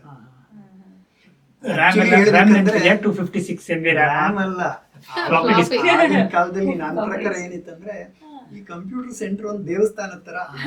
ಅಂದ್ರೆ ಚಪ್ಪಲಿ ಬಿಚ್ಬಿಟ್ಟು ಹೋಗ್ಬೇಕು ಅಷ್ಟೇ ಅಲ್ಲ. Not everybody could go there. ಎರಡರಲ್ಲಿ ಒಂದು ಯು ಶುಡ್ ನೋ ಕಂಪ್ಯೂಟರ್ ಬಗ್ಗೆ ಗೊತ್ತಿರ್ಬೇಕು. ಇಲ್ಲದ್ರೆ ಅವಲಕ್ಕೆ ಒಳಗೆ ಕೆಲಸ ಮಾಡ್ತಾರಲ್ಲ, ಅವ್ನ್ ಫ್ರೆಂಡ್ ಆಗಿರ್ಬೇಕು, ಫ್ರೆಂಡ್ ಮಾಡ್ಕೋಬೇಕು. ಎರಡಿದ್ರೇನೆ ಒಳಗೆ ಹೋಗ್ ಸಾಧ್ಯ. ಇವ್ರು ಯಾರು ಒಳಗೂ ಹೋಗ್ತಾ ಇರ್ಲಿಲ್ಲ. ಆತರ ಇದ್ದಿದ್ದು. ಇವಾಗ ಆತರ ಇಲ್ವಲ್ಲ. ಇವಾಗ ಏನು ಹಾಕೊಂಡ್ರು ಸರಿ, ಹಾಕೊಂಡೇ ಇದ್ರು ಸರಿ, ಚಡ್ಡಿ ಹಾಕೊಂಡ್ರು ಸರಿ ಹೋಗ್ತಾ ಇರ್ಬೋದು. ಆಫೀಸಸ್ ಅಲ್ಲೂ ಹಾಗೆ. ನಿಮ್ ಕಾಲೇಜಲ್ಲಿ ಕಂಪ್ಯೂಟರ್ ಲ್ಯಾಬ್, ಕಂಪ್ಯೂಟರ್ ಅಂತ ಇರ್ತಾ ಇರ್ಲಿಲ್ವಾ ಇಂಜಿನಿಯರಿಂಗ್ ಕಾಲೇಜಲ್ಲೂ? ನಾವ್ ಹೋದಾಗಂತೂ ಇರ್ಲಿಲ್ಲ. ಅವ್ರ ಬ್ರಾಂಚಿಗೆ ನಮ್ಮ ಬ್ರಾಂಚಿಗೆ ಇರ್ಲಿಲ್ಲ. ಒಂದು ಸಬ್ಜೆಕ್ಟ್ ಇತ್ತು ಅಷ್ಟೇ. ಶಿ ಸೆಡ್ ಫೋಟ್ರಾನ್ ಒಂದು ಸಬ್ಜೆಕ್ಟ್. ಹಾರ್ಡ್ವೇರ್ ಡಿವೈಸಸ್ ಇದ್ದಿದ್ದಂತೆ. ಕಂಪ್ಯೂಟರ್ ಲ್ಯಾಬ್ ಏನು ಹೋಗ್ಲೇ ಇಲ್ಲ. ಓದ್ತಾ ಇರ್ಬೇಕಾರಂತೂ ಹೋಗಿಲ್ಲ. ನಮ್ದೆಲ್ಲ ದೊಡ್ಡ ದೊಡ್ಡ ಮೆಷಿನ್. ಕಂಪ್ಯೂಟರ್ ನೋಡಿದ್ರ ಅಂತ ಕೇಳಿದಕ್ಕೆ ನನಗ್ ಜ್ಞಾಪಕ ಬರೋದೇನಂದ್ರೆ, ಇವಾಗ್ಲೂ ನಾನು ಸಾಕಷ್ಟು ಇಂಡಸ್ಟ್ರಿ ಜೊತೆ, ಅಕಾಡೆಮಿಕ್ ಜೊತೆ ಎಲ್ಲ ಕೆಲಸ ಮಾಡ್ತೀನಲ್ಲ, ಎವ್ರಿಬಡಿ ಸೇಸ್ ಏನಂದ್ರೆ ಮಿಸ್ ಮ್ಯಾಚ್ ಅಂತ. ಅಂದ್ರೆ ಇಂಡಸ್ಟ್ರಿ ರೆಡಿ ಹುಡುಗರು ಬರಲ್ಲ ಅಂತ ಅದು ಹೇಳ್ತಾರೆ. ಐ ಥಿಂಕ್ ಆಗ್ಲೂ ಅದೇ ಸಣ್ಣದೊಂದು ಎಕ್ಸಾಂಪಲ್ ಕೊಡ್ಬೇಕಂದ್ರೆ, ನಾನು ಇಂಜಿನಿಯರಿಂಗ್ ಆದ್ಮೇಲೆ ಇದು ಡಿಸೈನ್ ಸೆಂಟರ್ ಹೋದಾಗ ಅಲ್ಲಿ ಹೋಗಿ ಡ್ರಾಯಿಂಗ್ ಮಾಡ್ಬೇಕಾಗಿರೋ ನಾನು ಟ್ರೇಸಿಂಗ್ ಶೀಟ್. ಕಾಲೇಜಲ್ಲಿ ಇದ್ದಾಗ ನಾನು ಟ್ರೇಸಿಂಗ್ ಶೀಟೇ ನೋಡಿಲ್ಲ. That was a readiness. ಅವಾಗ್ಲೂ ಆ ಪ್ರಾಬ್ಲಮ್ ಇತ್ತು. ಆವಾಗ್ಲೂ ಇತ್ತು, ಈಗಲೂ ಇದೆ. ನನಗನ್ಸೋದು ಈಗ ಸ್ವಲ್ಪ ಕಮ್ಮಿ ಆಗ್ತಾ ಇದೆ ಅಂತ ಅಷ್ಟೇ. ಅಂದ್ರೆ ವಿ ಕ್ಯಾನ್ ಎಕ್ಸ್ಪೋಜರ್ ನಾನು ಬೇರೆ ಕಡೆಯಿಂದ ಆದ್ರೂ ತಗೋಬಹುದು ಅನ್ನೋದು ಈಗಿದೆ. ಬಟ್ ಅವಾಗ ಕಷ್ಟ ಇತ್ತು. ಸಿಲೆಬಸ್ ಅಲ್ಲಿ ಏನಿರುತ್ತೋ ಅದನ್ನ ಕಲಿಬಹುದು. ಬಟ್ ನಾನು ಇಂಡಸ್ಟ್ರಿಗೆ ಏನ್ ಬೇಕು ನನಗೆ ಎಕ್ಸ್ಪೋಸ್ ಆಗೋದು ಕಷ್ಟ ಆಗುತ್ತೆ. ಅವಾಗ ಡ್ರಾಫ್ಟರ್ ತಗೊಳ್ಳೋದೇನೆ ಒಂದು ಲಕ್ಸುರಿ. ನಾವು T² ಇಟ್ಕೊಂಡಿರ್ಬೇಕಾಗಿತ್ತು. ಮರದ್ದು, ಪ್ಲಾಸ್ಟಿಕ್ T² ತಗೊಂಡೇ ಹೋಗ್ತದೆ. ಇಷ್ಟು ಉದ್ದಕ್ಕದು ಅದೊಂದು ಒಂಥರ ಬ್ಯಾಡ್ಜ್. ಇಂಜಿನಿಯರಿಂಗ್ ಓದ್ತಾ ಇದ್ದೆ. ಎಕ್ಸ್ಟೆನ್ಷನ್ ಹೇಳ್ಬೇಕಂದ್ರೆ ಅವಾಗ ನಾನು ಡಿಸೈನ್ ಆಫೀಸಲ್ಲಿ ಇದ್ದಾಗ ಒಂದು ಡ್ರಾಯಿಂಗ್ ಮಾಡಕ್ಕೆ ಒಂದು whatever A0 A2 is big size, ಅದ್ರದ್ದು ಮಾಡಕ್ಕೆ almost 20-25 days or even a month ಆಗ್ತಾ ಇತ್ತು. ಈಗ I think it can happen in hours. ಆಮೇಲೆ ಅವಾಗ ಎರರ್ ಆದ್ರೆ ಕಾಸ್ಟಿಂಗ್ ತುಂಬಾ ಆಗೋದಲ್ಲ. ಮೇ ಬಿ ಅದು 70s ಎಲ್ಲ ನಾವು ಹೇಳ್ತಿದ್ರಲ್ಲ, ಏನಾರ ಪ್ರಾಜೆಕ್ಟ್ಸ್ ಬಂದ್ರೆ ಇಲ್ಲಿಂದ ಬರೆದು ಅಲ್ಲಿ ಸೂಪರ್ ಕಂಪ್ಯೂಟರ್ ಅಲ್ಲಿ ಕಂಪೈಲ್ ಮಾಡ್ತಾ ಇದ್ರು ಅಂತ. ಅಂದ್ರೆ ಕೋಡ್ ರಾಂಗ್ ಬರೆದ್ರೆ ಮುಗೀತು. ಈಗ 100 ಥಿಂಗ್ಸ್ ನಾವು ಟ್ರೈ ಮಾಡ್ಬೋದು. ಅದು ಕಾಲೇಜಲ್ಲೂ ಹಂಗೆ ಆಗುತ್ತಲ್ಲ. ಅಂದ್ರೆ ಅವ್ರು ಏನ್ ಹೇಳ್ತಾರೋ ಅಷ್ಟೇ ಕಲಿಬಹುದು. ಅವಾಗ ನಿಮಗೆ ಅದು ಕಷ್ಟ ಇತ್ತು. Error and trial method. I think ಅದು ಇವ್ರಿಗೆ ಅರ್ಥ ಆಗುತ್ತಲ್ಲೂ ಗೊತ್ತಿಲ್ಲ. ಏನಂದ್ರೆ ಅಲ್ಲ, ಈಗ the first use of practical use of computers ನನಗೆ ಗೊತ್ತಿರೋ ಆಫೀಸ್ಗಳಲ್ಲಿ ಎಲ್ಲಿ ಅಂದ್ರೆ ವರ್ಡ್ ಪ್ರೊಸೆಸರ್, ಲೆಟರ್ಸ್ ಮಾಡೋದು, ನೋಟ್ಸ್ ಮಾಡೋದು, ಆ ತರ. ಯೂಶಲಿ ಆಫೀಸಲ್ಲಿ ಏನಾಗ್ತಾ ಇತ್ತು ಅಂದ್ರೆ ಒಂದು ಲೆಟರ್ ಅಥವಾ ಒಂದು ನೋಟ್ ಏನಾದ್ರು ಮಾಡ್ಬೇಕಾದ್ರೆ it could go forth and back. At least ಒಂದು 3 ಸತಿ ಫಸ್ಟ್ ಡ್ರಾಫ್ಟ್ ಮಾಡ್ತಾರೆ, ಏನೋ ಕರೆಕ್ಟ್ ಮಾಡ್ತಾರೆ, ತಿರುಗು ಸೆಕೆಂಡ್ ಡ್ರಾಫ್ಟ್ ಮಾಡ್ತಾರೆ. ಸೆಕೆಂಡ್ ಡ್ರಾಫ್ಟ್ ಅಂದ್ರೆ he had to retype it all again. Type again third time. So sign ಮಾಡಕ್ ಮುಂಚೆ ಏನೋ ಒಂದು ತಿರುಗು ಬಂದ್ರೆ ತಿರುಗು ಹೊಡೆದಾಕಿದ್ರೆ ತಿರುಗು ಅದು. That is where the first use of computers came. ಅಂದ್ರೆ ಕರೆಕ್ಟ್ ಮಾಡಿದ್ರೆ ಇವ್ನು ಹೋಗಿ ಸುಮ್ನೆ ದಿಸ್ನ ದಟ್ ಮಾಡ್ಕೊಂಡು ಬಂದು ತಿರುಗು ಕೊಡ್ಬೋದಲ್ಲ ವಾಪಸ್. That was the first use actually. ಅಂದ್ರೆ ಅದನ್ನ ಅಲ್ಲಿ ಬ್ಯಾಕ್ ಸ್ಪೇಸ್ ತರ ಇರ್ತಿತ್ತ, ಮತ್ತೆ ಇನ್ನೊಂದ್ಸಲಿ ಟೈಪ್ ಮಾಡ್ಬೇಕಾಗಿತ್ತ? ಇಲ್ಲ, ಕಂಪ್ಯೂಟರ್ ಅಲ್ಲಿ ಐ ಥಿಂಕ್ ನನಗೆ ಅಷ್ಟು ಬಟ್ ಅವ್ನು ಯಾವನೋ ಮಾಡ್ಕೊಟ್ಟ. ಯಾಕಂದ್ರೆ ನಮ್ಗೆ ಪರ್ಸನಲ್ ಆಗಿ ನಾನು ಇರ್ತಾ ಇರ್ಲಿಲ್ಲ. It would all be at once A computer centre ಅಂತ ಇರ್ತಾ ಇತ್ತು. ನನಗೆ ಗೊತ್ತಿರೋ ಇನ್ನೊಂದಂದ್ರೆ ಈ ಕಂಪ್ಯೂಟರ್ ಕೆಲಸ ಮಾಡೋರಿಗೆ ಆಗ they would be given some special allowance also. ಅದೆಷ್ಟು ಐ ಥಿಂಕ್ 30 rupees ಇತ್ತು, 100 rupees ಇತ್ತು, ಏನೋ ಗೊತ್ತಿಲ್ಲ. ಎರಡು ರೀಸನ್, ಒಂದು because the sit in AC, ಎರಡನೇ ರೀಸನ್ ಒಂದ್ ಸ್ವಲ್ಪ ಅಡಿಷನಲ್ ಕ್ವಾಲಿಫಿಕೇಶನ್ ಅಥವಾ ಟ್ರೈನಿಂಗ್ ಇರ್ತಾ ಇತ್ತು ಅಂತ. ಅವಾಗೆಲ್ಲ ಒಂದು PC ತಗೊಳಕ್ಕೆ ಪರ್ಸನಲ್ ಕಂಪ್ಯೂಟರ್ಸ್ ಅಥವಾ ಅವಾಗೆಲ್ಲ ಆಫೀಸಸ್ ಪರ್ಸನಲ್ ಕಂಪ್ಯೂಟರ್ಸ್ ತಗೊಳ್ತಾರೆ ಅನ್ಸುತ್ತೆ. ಅದನ್ನ ಮೇಂಟೈನ್ ಮಾಡಬೇಕು, ಅದಕ್ಕೂ ಅಷ್ಟೆಲ್ಲ ಇರುತ್ತಲ್ಲ. ಸೊ ದಟ್ ವಾಸ್ ಒಂದು ಪ್ರಿವಿಲೇಜ್ಡ್. ಅಂದ್ರೆ ಅವಾಗ ಮನೆ ಕಂಪ್ಯೂಟರ್ ಇದಾರೆ ಅಂದ್ರೆ ತುಂಬಾ ರಿಚ್ ಇದಾರೆ ಅಂತ. ಇಲ್ಲ, ಮನೇಲಿ ಕಂಪ್ಯೂಟರ್ ಟಿವಿ ಇದೆ ಅಂದ್ರೆ ರಿಚ್ ಇತ್ತೇನೋ ಅವಾಗ ಆ ಟೈಮಲ್ಲಿ. ಬೆಂಗಳೂರಿಗೆ ಕಲರ್ ಟೆಲಿವಿಷನ್ ಬಂದಿದ್ದೆ 82 ನಲ್ಲಿ. Okay, during Asian games. Computers ನಿಮಗೆ ಹಂಗ ಇದು ನೆನಪಿದೆ? ಕಂಪ್ಯೂಟರ್ಸ್ ಫಸ್ಟ್ ನೀವು ವರ್ಕ್ ಮಾಡಿದ್ದೆ ಅಂದ್ರೆ ನೀವು ಕಂಪ್ಯೂಟರ್ ಮಾಡಿದ್ದೆ? ನನಗೆ ಆಕ್ಚುಲಿ ಶುರು ಮಾಡಿದ್ದು ಯಾವಾಗ ಅಂದ್ರೆ, ಇದು ನಾನು ಕರ್ನಾಟಕ ಮಿಲ್ಕ್ ಫೆಡರೇಷನ್ ಅಲ್ಲಿ ಬೇಕಾದ್ರೆ ಪ್ರಾಜೆಕ್ಟ್ಸ್ ಅಲ್ಲಿದ್ದೆ. ಪ್ರಾಜೆಕ್ಟ್ ಮ್ಯಾನೇಜ್ಮೆಂಟ್ಗೆ I think I was instrumental in ಇದು computerization of project, MS projects ಅಂತ ಬಂತಲ್ಲಾಗ ಅದನ್ನ ಯೂಸ್ ನಾನು ಒಬ್ಬನೇ ಮಾಡ್ತಾ ಇದ್ದಿದ್ದು. ಅದು ಅಲ್ಲಿ 30 ಜನ ಇಂಜಿನಿಯರ್ಸ್ ಇದ್ರು, ಯಾರು ಮಾಡ್ತಾ ಇರ್ಲಿಲ್ಲ. ಎಲ್ಲ ನನಗೆ ಇನ್ಪುಟ್ ಕೊಟ್ಬಿಟ್ಟು I would do that. Part chart ಮಾಡೋದಂತೆ ಅಥವಾ ಶೆಡ್ಯೂಲಿಂಗ್ ಮಾಡೋದು ಎಲ್ಲ ನಾನು ಮಾಡ್ತಾ ಇದ್ದೆ ಆಕ್ಚುಲಿ. ಎವ್ರಿಥಿಂಗ್ ಆನ್ ಕಂಪ್ಯೂಟರ್ ಅವಾಗ ಫಸ್ಟ್ ಯೂಸ್ ಮಾಡಿ. Before that it was all non computer ಅಥವಾ practically nothing. Paper work. 90s year ಯಾವ್ದು ನೀವು ಮಾಡಿದ್ದು? Year was 90s ಅಲ್ಲ, late 80s, 88, 89 ಆ ಥರ. ಅಂದ್ರೆ ನೀವು ಕಂಪ್ಯೂಟರ್ ಯೂಸ್ ಮಾಡಿ ನಿಮಗೆ ಒಂಥರ ಪ್ರೌಡ್ನೆಸ್, ಅಂದ್ರೆ ಯಾರು ಯೂಸ್ ಮಾಡದೆ ಇರೋದು ಮಾಡ್ತಿರ್ತೀರಾ ಅನ್ನೋದಲ್ಲ? ಖುಷಿ ಆಗ್ತಾ ಇತ್ತು. But I was also feeling bad. I mean not ಇದಲ್ವ, ಎಲ್ಲರೂ ಕಲಿಬೋದಾಗಿತ್ತು, but they are not interested ಅಷ್ಟೇ. ಬಟ್ ನೀವ್ ಹೆಂಗ್ ಕಲ್ತ್ರಿ ಅಂಕಲ್? ಬಿಕಾಸ್ ಫಸ್ಟ್ ಟೈಮ್ ನೀವು ಕಂಪ್ಯೂಟರ್ ನೋಡಿದಾಗ ನೀವು ಅಂದ್ರೆ ಮುಂಚೆ ಓದಿದ್ರ ಥಿಯರಿ ಅದನ್ನ ಇಂಪ್ಲಿಮೆಂಟ್ ಮಾಡಿದ್ರ ಅಥವಾ ಹೆಂಗ್ ಇಲ್ಲ, ಕಲ್ತ್ರಿ? ಥಿಯರಿದು ಇಂಪ್ಲಿಮೆಂಟ್ ಮಾಡೋದು ಅಲ್ಲಿ ಓದಿದ್ ನಾವೇನು ಫೋರ್ಟ್ರಾನ್ ಲ್ಯಾಂಗ್ವೇಜ್ ಓದಿದ್ರೆ ಇಲ್ಲಿ ಏನು ಇಂಪ್ಲಿಮೆಂಟ್ ಮಾಡೋದು ಏನಿಲ್ವೇ ಇಲ್ಲ. ಅಲ್ಲಿ ಏನ್ ಮಾಡ್ತಾರೆ ಅಂದ್ರೆ ಟ್ರೈನಿಂಗ್ ಕೋರ್ಸಸ್ ಮಾಡಿದ್ರು. So people, I mean I was interested in anything new. ಅದಕ್ಕೆ ಹೋದೆ, ಕಲಿತೆ. ಹೋಗಿದ ತಕ್ಷಣ they got A PC and then I could operate. You remember first ನೀವು ಯಾವ ಡೆಸ್ಕ್ಟಾಪ್ ನೋಡಿದ್ರಿ ಯಾವಾಗ ಅಂತ? ಯಾವ ಬ್ರ್ಯಾಂಡ್? ಎನಿಥಿಂಗ್ ಬ್ರ್ಯಾಂಡ್ ನನಗನ್ಸು ಡೆಲ್ ಇತ್ತಾ, HP not Dell something. ಆ ಟೈಮಲ್ಲಿ ಫ್ಲಾಪಿ ಇತ್ತಾ? ಅದಕ್ಕಿಂತ ಮುಂಚೆ ಇದ್ದ ಯಾರು ಅಂಕಲ್? ಕಾರ್ಡ್ ಪಂಚಿಂಗ್ ಇಲ್ಲ ಫ್ಲಾಪಿ ಅಲ್ವಾ? ಫ್ಲಾಪಿ. ಈಗ ನಾನು PUC ಸ್ಟೂಡೆಂಟ್ಸ್ ಅಂತ ನೋಡ್ತಾ ಇರ್ತೀನಲ್ಲ, ಪ್ರೋಗ್ರಾಮಿಂಗ್ ಸ್ಟ್ರಕ್ಚರ್ ಹಲೋ ವರ್ಲ್ಡ್ ಇಟ್ಟಿರ್ತಾರೆ, ನಂಬರ್ಸ್ ಇಟ್ಟಿರ್ತಾರೆ. ಅಂದ್ರೆ ಅವಾಗ ನಿಮ್ಗೆ ಅದೇ ಇತ್ತಾ? ಸೊ 30 years ಅಲ್ಲಿ ಇನ್ನೂ ಸಿಲೆಬಸ್ ಅಪ್ಡೇಟ್ ಆಗಿದೆ. ಒಂದ್ 3-4 set of starting time programmes ಇದೆಯಲ್ಲ, ನಾನು ಹೋಗ್ಬೇಕಾದ್ರೂ ಅದೇ ಇತ್ತು PUC ಅವರಿಗೆ. ಅಂದ್ರೆ ಮೇ ಬಿ ಅದಕ್ಕೆ ನಿಮ್ಗೆ ಕೇಳಕ್ ಹೊರಟೆ, ಅಂದ್ರೆ ಸಿಲೆಬಸ್. ಕಂಪ್ಯೂಟರ್ ಅಂತಂದ್ರೆ what is the input output devices, processor ಏನಿರುತ್ತೆ ಅದನ್ನೇ ಹೇಳ್ಕೊಟ್ಟಿದ್ದು. ಓಕೆ, ಅಂದ್ರೆ ಮೋಸ್ಟ್ ನೀವು 80s to 90s ವರ್ಕ್ ಮಾಡ್ತಿದ್ರು ಅಂಕಲ್. ನೀವು ಇದು ಮಾಡ್ಬೇಕಾದ್ರೆ ಒಂದು ಸಣ್ಣ ಟ್ರಾನ್ಸಿಷನ್ ನೋಡಿರ್ತೀರಾ. ಅಂದ್ರೆ 80s ವಾಸ್ ಇದು ಕಂಪ್ನೀಸ್, IT ಕಂಪ್ನಿ ಸ್ಟಾರ್ಟ್ ಆಯ್ತು. ಆಮೇಲೆ ಮೇಜರ್ಲಿ ಮ್ಯಾನುಫ್ಯಾಕ್ಚರಿಂಗ್ ಟು IT ಒಟ್ಟಿಗೆ ಗ್ರೋತ್ ಆಯ್ತು. ಅಂದ್ರೆ ಟ್ರಾನ್ಸಿಷನ್ ಅಲ್ಲಿ ನಿಮ್ಮ ಫ್ರೆಂಡ್ಸ್ ಸರ್ಕಲ್ ಆಗಲಿ, ನಿಮ್ಮ ಕೊಲೀಗ್ ಸರ್ಕಲ್ ಆಗಲಿ, ಕೆಲವೊಬ್ರು ಈಗ ಅವನು ಸ್ಟಾರ್ಟಿಂಗ್ ಎಲ್ಲ ಸ್ಟಾರ್ಟ್ಅಪ್ ಕಂಪ್ನಿ ಇದ್ದು ಬಿಗ್ ಕಂಪ್ನೀಸ್ ಅಂದ್ರೆ ಲಾರ್ಜರ್ ಕಂಪ್ನಿ ಆಗಿದ್ದು ಟೈಮ್ ಅದು. ಅದ್ರದ್ದು ಏನಾದ್ರು ಯಾವ್ದಾದ್ರು ಇನ್ಸಿಡೆಂಟ್ಸು ಇದೆ ಯಾವ್ದಾದ್ರು ನಿಮಗೆ ಗೊತ್ತಿದೆಯಾ? ಅಂದ್ರೆ ಆ ಟೈಮಲ್ಲಿ ಇನ್ಫೋಸಿಸ್ ಆಗಿದ್ದು ಅಂದ್ರೆ 80s ಅಲ್ಲಿ, ಅವಾಗ ಸಣ್ಣ ಸ್ಟಾರ್ಟ್ಅಪ್. 90s ಅಲ್ಲಿ ಸುಮಾರು ಟ್ರಾನ್ಸಿಷನ್ ಆಗಿದೆ. ಒಂದೇ ಸಲ ಎಂಪ್ಲಾಯ್ಮೆಂಟ್ ಇದೆಲ್ಲ ಜಾಸ್ತಿ ಆಗ ಶುರು ಆಯ್ತು, IT ಆಪರ್ಚುನಿಟೀಸ್ ಜಾಸ್ತಿ ಆಯ್ತು. ಅದನ್ನ ಆವಾಗ ಐ ಮಿಸ್ ದ ಬಸ್ ಅಂತ ನನಗೆ ಅನ್ಸುತ್ತೆ ಅವಾಗ. ಯಾಕೆಂದ್ರೆ ನನ್ನ ಅಣ್ಣನ ಫ್ರೆಂಡ್ ಒಬ್ಬ ಹೇಳ್ತಾ ಇದ್ದ, ಅವನು IIT ನಲ್ಲಿ ಓದ್ದ. ಅವ್ನು ಇಂಜಿನಿಯರಿಂಗ್ ಮಾಡ್ಕೊಂಡ್ ಬಂದ್ಬಿಟ್ಟು, ನೋಡು ಸರ್ ಇಲ್ಲ ಇನ್ಫೋಸಿಸ್ ಅಂತ ಒಂದಿದೆ ಕೋರ್ಮಂಗ್ಲಾದಲ್ಲೂ ಎಲ್ಲೋ ಆಫೀಸ್ ಇದೆ ಅಂತ ಹೇಳಿ ನೀನ್ ಹೋಗು, ಅಲ್ಲಿ ವಿಸ್ ಕೇಳ್ತಾರೆ. ವಿಸ್ ಆನ್ಸರ್ ಮಾಡ್ಬಿಟ್ರೆ ನಿನ್ನ ಕೆಲಸ ತಗೊಂಡ್ಬಿಡ್ತಾರೆ. ಆ ಕೋರ್ಮಂಗ್ಲ ಎಲ್ಲ ಊರಾಚೆ ಇದೆ, ನಾನು ಇಲ್ಲಿಂದ ಹೆಂಗಪ್ಪ ಹೋಗೋದು ಅಂತ ನಾನು ಹೋಗ್ಲೇ ಇಲ್ಲ. ಅವಾಗ ನಾನು BL ಹತ್ರನೇ ಇದ್ದಿದ್ದೆ, ಸ್ವಲ್ಪ ದೂರನೇ. ಅಂದ್ರೆ ಅವಾಗೆಲ್ಲ ಟ್ರಾನ್ಸ್ಪೋರ್ಟ್ ಏನು ಅಷ್ಟೊಂದು ಚೆನ್ನಾಗಿರ್ಲಿಲ್ವಲ್ಲ, ಜಾಸ್ತಿ ಟ್ರೈ ಮಾಡಕ್ ಹೋಗ್ಲಿಲ್ಲ. ಐ ಮೀನ್ ಒಂಥರ ರಿಗ್ರೆಟ್ ಅನ್ಸುತ್ತೆ. ಅವಾಗಲೇ ಟ್ರೈ ಮಾಡ್ಕೊಂಡಿದ್ರೆ ಪ್ರಾಬ್ಲಿ ನನ್ಗೆ ಸುಧಾ ಮೂರ್ತಿ ಅವರು ಫ್ರೆಂಡ್ ಆಗಿರ್ತಾರೆ. ನೀವು ಇಂಟರ್ವ್ಯೂ ಪ್ರೊಸೆಸ್ ಹೇಳ್ತಿದ್ರಿ ಅಂತ, ಯಾವಾಗ ಇನ್ಫೋಸಿಸ್ ಒಂದು ಕ್ವಿಸ್ ಕೇಳ್ತಾರೆ ಅಂತ, ಇವಾಗ ಪ್ರಾಬ್ಲಿ ಒಂದು 4-5 ರೌಂಡ್ ಆದ್ರೂ ಅಲ್ಲಿ ಗೆಟ್ ಬ್ಯಾಕ್ ಟು ಯು, ಅವಾಗ ಹೆಂಗಿತ್ತು ಇಂಟರ್ವ್ಯೂ ಪ್ರೊಸೆಸ್ ಎಲ್ಲ? ಅದೇ ನಾನು ಇನ್ಫೋಸಿಸ್ ಅಲ್ಲಿ ಏನಂದ್ರೆ ಕ್ವಿಸ್ ಅಂದ್ರೆ ರಿಡಲ್ಸ್ ತರ ಕೊಡೋದು, ರಿಲೇಟೆಡ್ ಟು ಇದು it's only thinking, logical reasoning ಆ ತರದ್ದು. ಇವಾಗ ಬ್ಯಾಂಕಿಂಗ್ ಎಕ್ಸಾಮ್ ತಗೊಳ್ಬೇಕಾದ್ರೆ ಲಾಜಿಕಲ್ ರೀಸನಿಂಗು, ಅರ್ಥಮೆಟಿಕ್ಕು, ಆ ಥರದ್ದೆಲ್ಲ ಇರುತ್ತಲ್ಲ, ಆ ಥರದ್ದೇ. ಬಟ್ ಈ ಥರದ್ದು ಕ್ವೆಶನ್ಸ್ ವರ್ ಟ್ವಿಸ್ಟೆಡ್. ಅದು ನಿಮ್ಮ ಥಿಂಕಿಂಗ್ ಪ್ರೋಸೆಸ್ ಹೆಂಗಿರುತ್ತೆ ಅಂತ ಇನ್ಫೋಸಿಸ್ ಪರ್ಟಿಕ್ಯುಲರ್ಲಿ. ಬೇರೆ ಕಡೆದಲ್ಲೆಲ್ಲ ಅಷ್ಟೊಂದು ನಾನೇನು ಟ್ರೈ ಮಾಡಕ್ಕೆ ಹೋಗಲಿಲ್ಲ. ಬಟ್ ನನಗೆ ಇದು ರಾಮಯ್ಯ ಕಾಲೇಜಲ್ಲಿ ಪ್ರೊಫೆಸರೇ ಇಂಟರ್ವ್ಯೂ ಮಾಡಿದ್ರು. So I work there. After that ಅವರು ಓಕೆ ಬಂದು ಸೇರ್ತು ಅಂತ ಹೇಳಿದ್ರು. ಅವ್ರು ಸೇರ್ಕೊಂಡೆ. ಅದಾದ್ಮೇಲೆ ನಾನು ಮದುವೆ ಆದ್ಮೇಲೆ ಮನೇಲಿದ್ದೆ. ಒಂದು 7-8 ಇಯರ್ಸ್ ಮನೇಲೇ ಇದ್ದೆ, ಏನು ಮಾಡಲಿಲ್ಲ. In between there was some family issues ಅದೆಲ್ಲ ಆಗಿತ್ತು. ಸೊ ಅದಾದ್ಮೇಲೆ ನಾನು ಕಂಪ್ಯೂಟರ್ ಏನೂ ಕಲಿತೇ ಇಲ್ಲ ಅಂತ ಅನ್ನಿಸ್ತಾ ಇತ್ತು ನನಗೆ. ಏನು ವರ್ಡ್ ಪ್ರೊಸೆಸರು, ವರ್ಡ್ ಡಾಕ್ಯುಮೆಂಟ್ ಕೂಡ ನೋಡೋಕೆ ಬರಲ್ಲ ನನಗೆ. ವಿಂಡೋಸ್ ಅಂದರೆ ಏನು ಸರಿಯಾಗಿ ಗೊತ್ತಿಲ್ಲ. ವಿಂಡೋಸ್ 3.1 ಅವಾಗೇನೋ ಬಂದಿತ್ತು.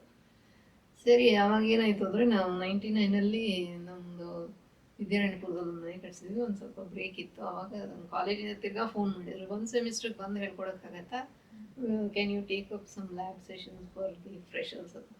ಸರಿ ಅಂತ ಹೋದೆ. ಆವಾಗ ಕೊಡ್ತಾ ಇದ್ದಿದ್ದು ಸಂಬಳನೆಲ್ಲ ಸೇವ್ ಮಾಡ್ಕೊಂಡ್ಬಿಟ್ಟು ಒಂದು ಆ್ಯಪ್ಟೆಕ್ ಕೋರ್ಸ್ ಮಾಡಿದೆ. ಆವಾಗ ನಾನು MS ವರ್ಡಿಂದ ಶುರು ಮಾಡಿಕೊಂಡು MS ಆಫೀಸ್ ಎಲ್ಲ ಕಲ್ತ್ಕೊಂಡು, ಆಮೇಲೆ ತಿರ್ಗಾ ಎಲ್ಲ ಪ್ರೋಗ್ರಾಮಿಂಗ್ ಎಲ್ಲ ರಿಫ್ರೆಶ್ ಮಾಡಿಕೊಂಡು, ವಿಜುವಲ್ ಬೇಸಿಕ್ಕು ಅದೆಲ್ಲ ಕಲ್ತ್ಕೊಂಡು, 1 ಇಯರ್ ಪ್ರೋಗ್ರಾಮಿಂಗು ಅದೆಲ್ಲ ಕಲ್ತ್ಕೊಂಡೆ. ಅದಾದಮೇಲೆ ನನಗೆ CPRIನಲ್ಲಿ 1 ವರ್ಷದ ಕೆಲಸ ಸಿಕ್ತು. ಆಮೇಲೆ ಸೆಂಟರ್ ಫಾರ್ ಟೆಕ್ನಾಲಜಿ ಡೆವಲಪ್ಮೆಂಟ್ ಅಂತ ಇವರು ಕೆಲಸ ಮಾಡ್ತಾಯಿದ್ರು. ಸೊ ಅದರಲ್ಲಿ ಒಂದು 2-3 ಇಯರ್ಸ್ ಮಾಡ್ತಾ ಇದ್ದೆ. ದೆನ್ ಸಡನ್ನಾಗಿ ಒಂದಿನ ಪೇಪರಲ್ಲಿ ನೋಡಿದೆ, ಟೆಕ್ನಿಕಲ್ ರೈಟರ್ ಬೇಕು ಅಂತ. ಅದು ಎಲ್ಲಿದೆ ಆಫೀಸು ಅಂತ ನೋಡಿಕೊಂಡೆ. ಅದು ನಮ್ಮ ಮನೆಗೆ ಹತ್ತಿರ ಇತ್ತು, ವಿದ್ಯಾರಣ್ಯಪುರದಕ್ಕೆ ಹತ್ತಿರ. ಆ ಕಡೆ ಯಾವ IT ಕಂಪ್ನಿಗಳು ಇರಲೇ ಇಲ್ಲ ಅವಾಗ. ಇವಾಗ ಜೈಪುರ್ ಏರೋಡ್ರಮ್ ಇದೆಯಲ್ಲ, ಅದ್ರ ಆಪೋಸಿಟ್ ಈಗಲೂ ಇದೆ. ಸೊ ಅದನ್ನ ನೋಡಿ ಅಪ್ಲೈ ಮಾಡಿದೆ ನಾನು. ಅಪ್ಲೈ ಮಾಡಿ ಒಂದಿನ ಬೆಳಗಿಂದ ಸಂಜೆವರೆಗೂ ಅಲ್ಲಿ ಇಂಟರ್ವ್ಯೂ ಎಲ್ಲ ನಡೆಯಿತು. ಟೆಸ್ಟ್ಗಳು ಇಂಟರ್ವ್ಯೂಸ್ ಎಲ್ಲ ನಡೆಯಿತು.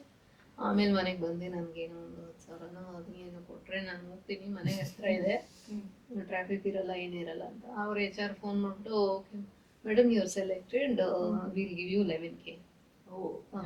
ಖುಷಿ. ರೆಸ್ಯೂಮ್ ನನ್ಗೆ ಇನ್ನೂ ಜ್ಞಾಪಕ ಇದೆ. 3/4 ಪೇಜ್ ಏನೋ ಇತ್ತು ಅನ್ಸುತ್ತೆ, ನಾಟ್ ಈವನ್ 1 ಪೇಜ್. ಅವಾಗ ರೆಸ್ಯೂಮ್ ಹೆಂಗ್ ಬರೀತಿದ್ರೆ ಕೈಯಲ್ಲಿ ಬರ್ಕೊಂಡು ಹೋಗ್ತಿದ್ರು, ಹೆಸರು, ಕ್ವಾಲಿಫಿಕೇಶನ್, ಆಮೇಲೆ ಒಂದು ಟೇಬಲ್ ಹಾಕ್ಬಿಡೋದು. SSLC, PUC, BA ಏನೇನ್ ಮಾರ್ಕ್ಸ್ ಬಂತು, ಏನೇನ್ ಕ್ಲಾಸ್ ಬಂತು, ಮಾರ್ಕ್ ಅಷ್ಟೇ. ಆಮೇಲೆ ಎಕ್ಸ್ಪೀರಿಯನ್ಸ್ ಏನ್ ಮಾಡಿದ್ರಿ ಒಂದ್ 2-3 ಲೈನ್ ಬರೆದ್ಬಿಟ್ಟು, ಆಮೇಲೆ ಲಾಸ್ಟ್ ಅಲ್ಲಿ this is the best of my knowledge ಅಂತ ಆ ತರ ಸೈನ್ ಮಾಡ್ಬಿಟ್ಟು ಕೊಡ್ಬೇಕಾಗಿತ್ತು. ಸೊ ಅದು ಅಲ್ಲಿ ನಾನು ಟೆಕ್ನಿಕಲ್ ರೈಟರ್ ಆಗಿ ಸೇರ್ಕೊಂಡು ಇವಾಗ 20 ವರ್ಷ ಆಯ್ತು. 20 years. ನನಗೆ ಲೈಫಲ್ಲಿ ಜ್ಞಾಪಕ ಇರೋದು ಪ್ರಾಬಬ್ಲಿ ಎರಡೇ. ನಾನು ಕೆಲಸ ಮಾಡಿದ್ ನೋಡಿದ್ರೆ I think there are at least 5-6-7 organisations. ಆದರೆ ಇಂಟರ್ವ್ಯೂ ಮಾಡಿರೋದು 2.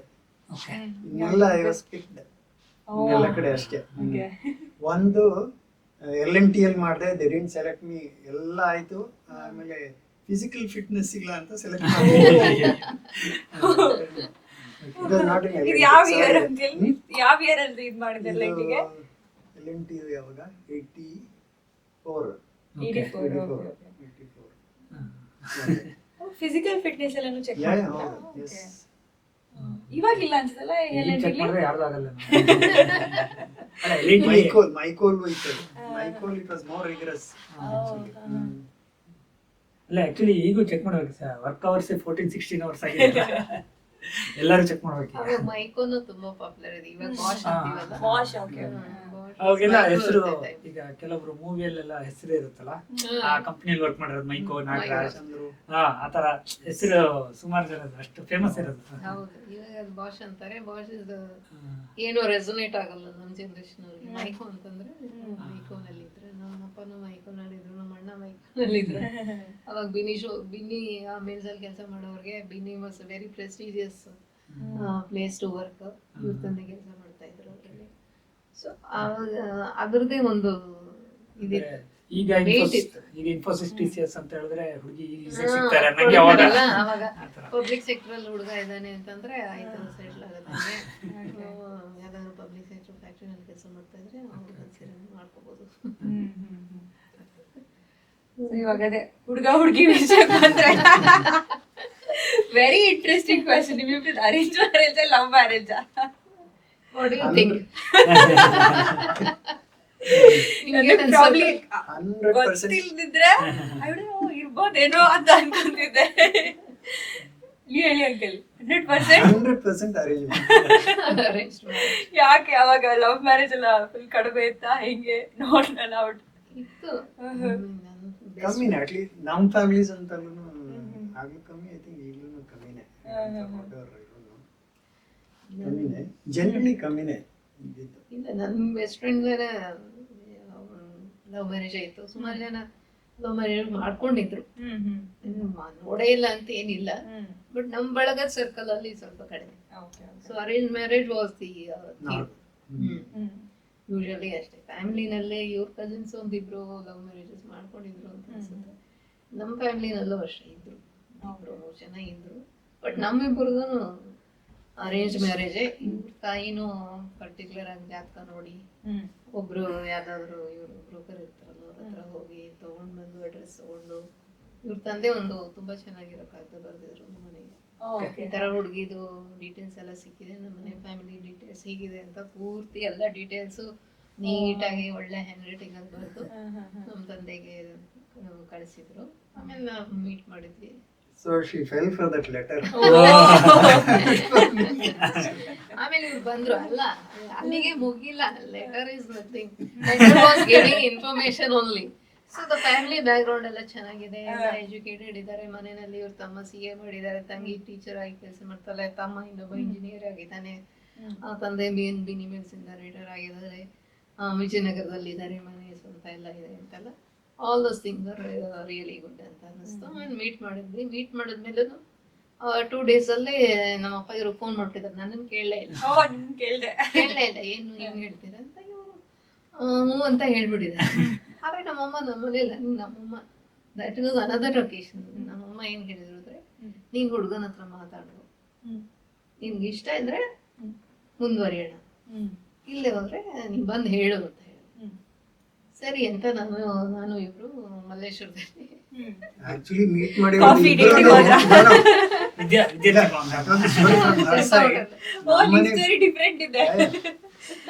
ಕರೆಕ್ಟ್. ಇವ್ರ ಅಪ್ಪ ಫೋನ್ ಮಾಡಿದ್ರಲ್ಲ, ನಮ್ಮಪ್ಪ ಒಂಥರ ಏನಾದ್ರು ಕೇಳಿದ್ರೆ ಅವಾಗ ರೆಸ್ಪಾಂಡ್ ಮಾಡ್ಬಿಡ್ಬೇಕು. ಸಮಥಿಂಗ್ ಲೈಕ್ ಹುಡುಗಿ ನೋಡ್ಬಿಟ್ಟು 2 ದಿನ ಏನಾಗಿದೆ ಅಂದ್ರೆ, ಬೆಳಿಗ್ಗೆ 9 ಗಂಟೆಗೆ ಏನ್ ಹೇಳ್ತಿ ಹೇಳು ಅಂದ್ರೆ, I mean I not even thought about ಏನ್ ಹೇಳ್ಬೇಕು ಅಂತ. ಒಂಥರ ಕಂಪಲ್ಷನ್. ಐ ಸೆಡ್ ಓಕೆ ಅಂತ ಹೇಳ್ಬಿಡು ಅಂತ ಮನಸ್ಸಲ್ಲಿ ನಾನು ಅನ್ಕೊಂಡಿದ್ದು. ಓಕೆ ಜಸ್ಟ್ ಹೇಳಿದೀನಿ ಅಷ್ಟೇ, ಬಟ್ ಮೀಟ್ ಮಾಡಿ ಮಾತಾಡಿದ್ಮೇಲೆ then I will decide what I want to do ಅಂತ. That was the, and her decision was also similar actually. Same. ನಾವು ಅದೇ ಮಲ್ಲೇಶ್ವರದಲ್ಲಿ ಇವಾಗ ಹೋಟೆಲ್ ಇಲ್ಲ, ವೈಶಾಲಿ ಹೋಟೆಲ್ ಅಂತ ಏನೋ ಇತ್ತು, ಕ್ರಾಸ್ ಅಲ್ಲೆಲ್ಲ ಹೋಗ್ಬಿಟ್ಟು ಮಸಾಲ ದೋಸೆ ಆರ್ಡರ್ ಮಾಡಿ ತಿಂದ್ವಿ. ಅದು ಚೆನ್ನಾಗೇ ಇರ್ಲಿಲ್ಲ. ಕಾನ್ಸಂಟ್ರೇಷನ್ ಆಮೇಲೆ ಏನಾಯ್ತು, ಜನತಾ ಹೋಟೆಲ್ ಹೋಗ್ಬೇಕಂತ ಅಲ್ಲಿ ಹೋಗಿದ್ದು, it was close that day.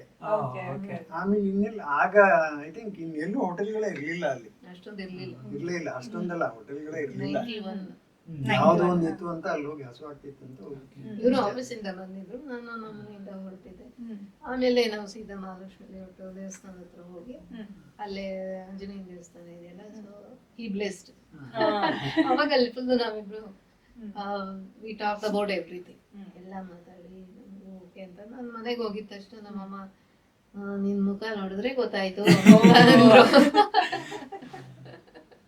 But I think ಆ ಕಾಲದಲ್ಲಿ ಈ ಬ್ರೈಡ್, ಎಜುಕೇಟೆಡ್ ಬ್ರೈಡೇ ಒಂಥರ ಓದಿದಾಳೆ ಅಂತ ಬರುತ್ತೆ. ಇನ್ನು ಇಂಜಿನಿಯರಿಂಗ್ ಬ್ರೈಡ್ ಅಂದ ತಕ್ಷಣ ನಿಮ್ಗೆ ಆ ರೀತಿ ಯಾವ್ದು ಇನ್ಸಿಡೆಂಟ್ ಎಕ್ಸ್ಪೀರಿಯನ್ಸ್ ಆಗಿದೆಯಾ?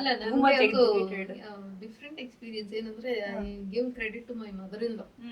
ಓಕೆ, ನಮ್ಮ ಮದರ್ ಇನ್ ಲಾ ಏನು ಅಂತಂದ್ರೆ, she wanted an educated girl. Okay, engineering ಆಗಿದ್ರೆ ಇನ್ನೂ ಒಳ್ಳೇದು ಅನ್ನೋದು ಅವ್ರ ತಲೆನಲ್ಲಿತ್ತು ಅವಾಗ. ಅದಕ್ಕೆ ನಾನು ಇಂಜಿನಿಯರಿಂಗ್ ಮಾಡಿದ್ದೆ, ಕೆಲಸನೂ ಮಾಡ್ತಾ ಇದ್ದೆ. ನಾನೊಂದು ಆಮೇಲೆ ಮದುವೆ ಆಗಿ ಸುಪ್ರಿಯಾ ಊಟದ ಮೇಲೆ ಕೆಲಸ ಬಿಟ್ರು ಶಿ ಹ್ಯಾಡ್ ಫೇತ್. ನಾನು ಆಮೇಲೆ ಮುಂದೆ ಹೋಗಿ ಏನಾದ್ರು ಮಾಡ್ತೀನಿ ಅನ್ನೋ ಒಂದಿತ್ತು.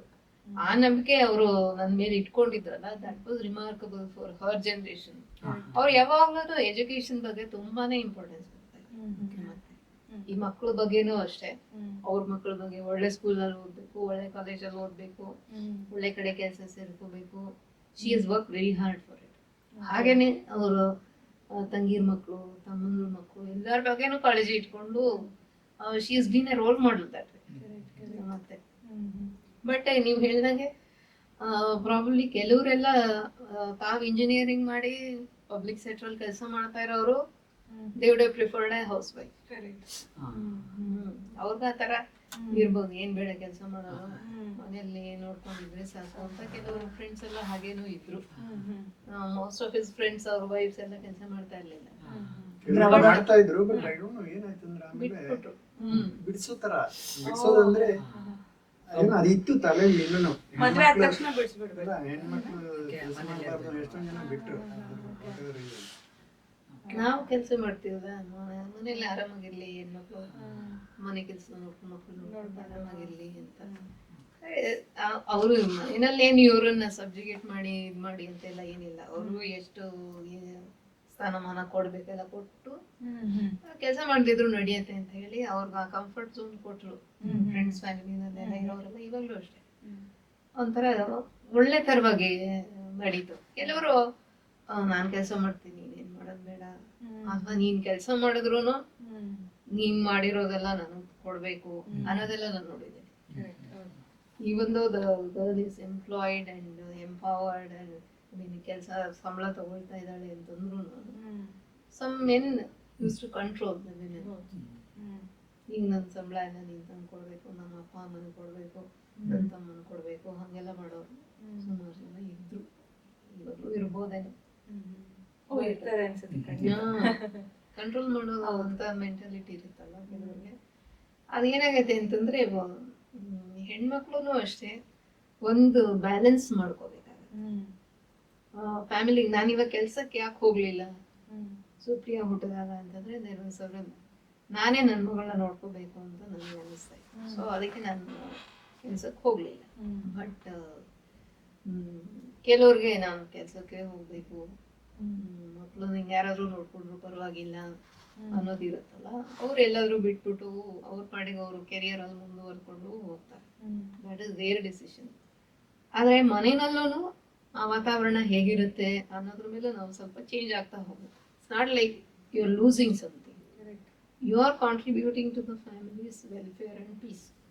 ನೀವು ದುಡ್ಡೇ ತರಬೇಕಾಗಿಲ್ಲ, ಕೆಲಸ ಮಾಡದೇ ಇದ್ರು ನಿಮ್ಮ ಹಸ್ಬೆಂಡ್ಗೆ ನೀವು ಮನೆಯಲ್ಲೇ ಎಲ್ಲ ಸರಿಯಾಗಿ ನಡ್ಕೊಂಡು ಹೋಗ್ತಾ ಇದೆ ಅಂತ your contribution is greater actually. ಅದನ್ನ ದುಡ್ಡಲ್ಲಿ ಮೆಜರ್ ಮಾಡಕ್ ಆಗೋದಿಲ್ಲ ಅಂತ ನನ್ಗನ್ಸುತ್ತೆ. ಸೊ ಈಗಾಗ್ಲೇನೂ ಅಷ್ಟೇ ಕೆಲಸ ಮಾಡ್ತಾ ಇಲ್ಲ ಹೆಣ್ಮಕ್ಳು, ಮನೆಯಲ್ಲಿ ನೋಡ್ಕೊಂಡು ಏನೋ ಮಾಡ್ತಾ ಇದಾರೆ ಅಂತಂದ್ರೆ respect them.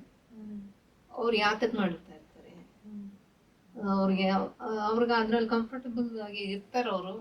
And they are contributing to the family in so many other ways. ಆ ಥರ ಅಂತ ಅನ್ಸ್ಬಿಟ್ಟು ನಾನು ಆಮೇಲೆ ನಾನು ಮಗಳು ಸ್ವಲ್ಪ ದೊಡ್ಡವಳಲ್ಲ, ಇಂಡಿಪೆಂಡೆಂಟ್ ಅಲ್ಲ ಅಂತ ನಾನು ಮಾಡಿದ್ದು, ನಾನೇ ಡಿಸಿಷನ್ ಕೋರ್ಸ್ ಮಾಡಿ ಕೆಲಸ ಸೇರ್ಕೊಂಡು ಇಲ್ಲಿವರೆಗೂ ಬಂದಿದೆ.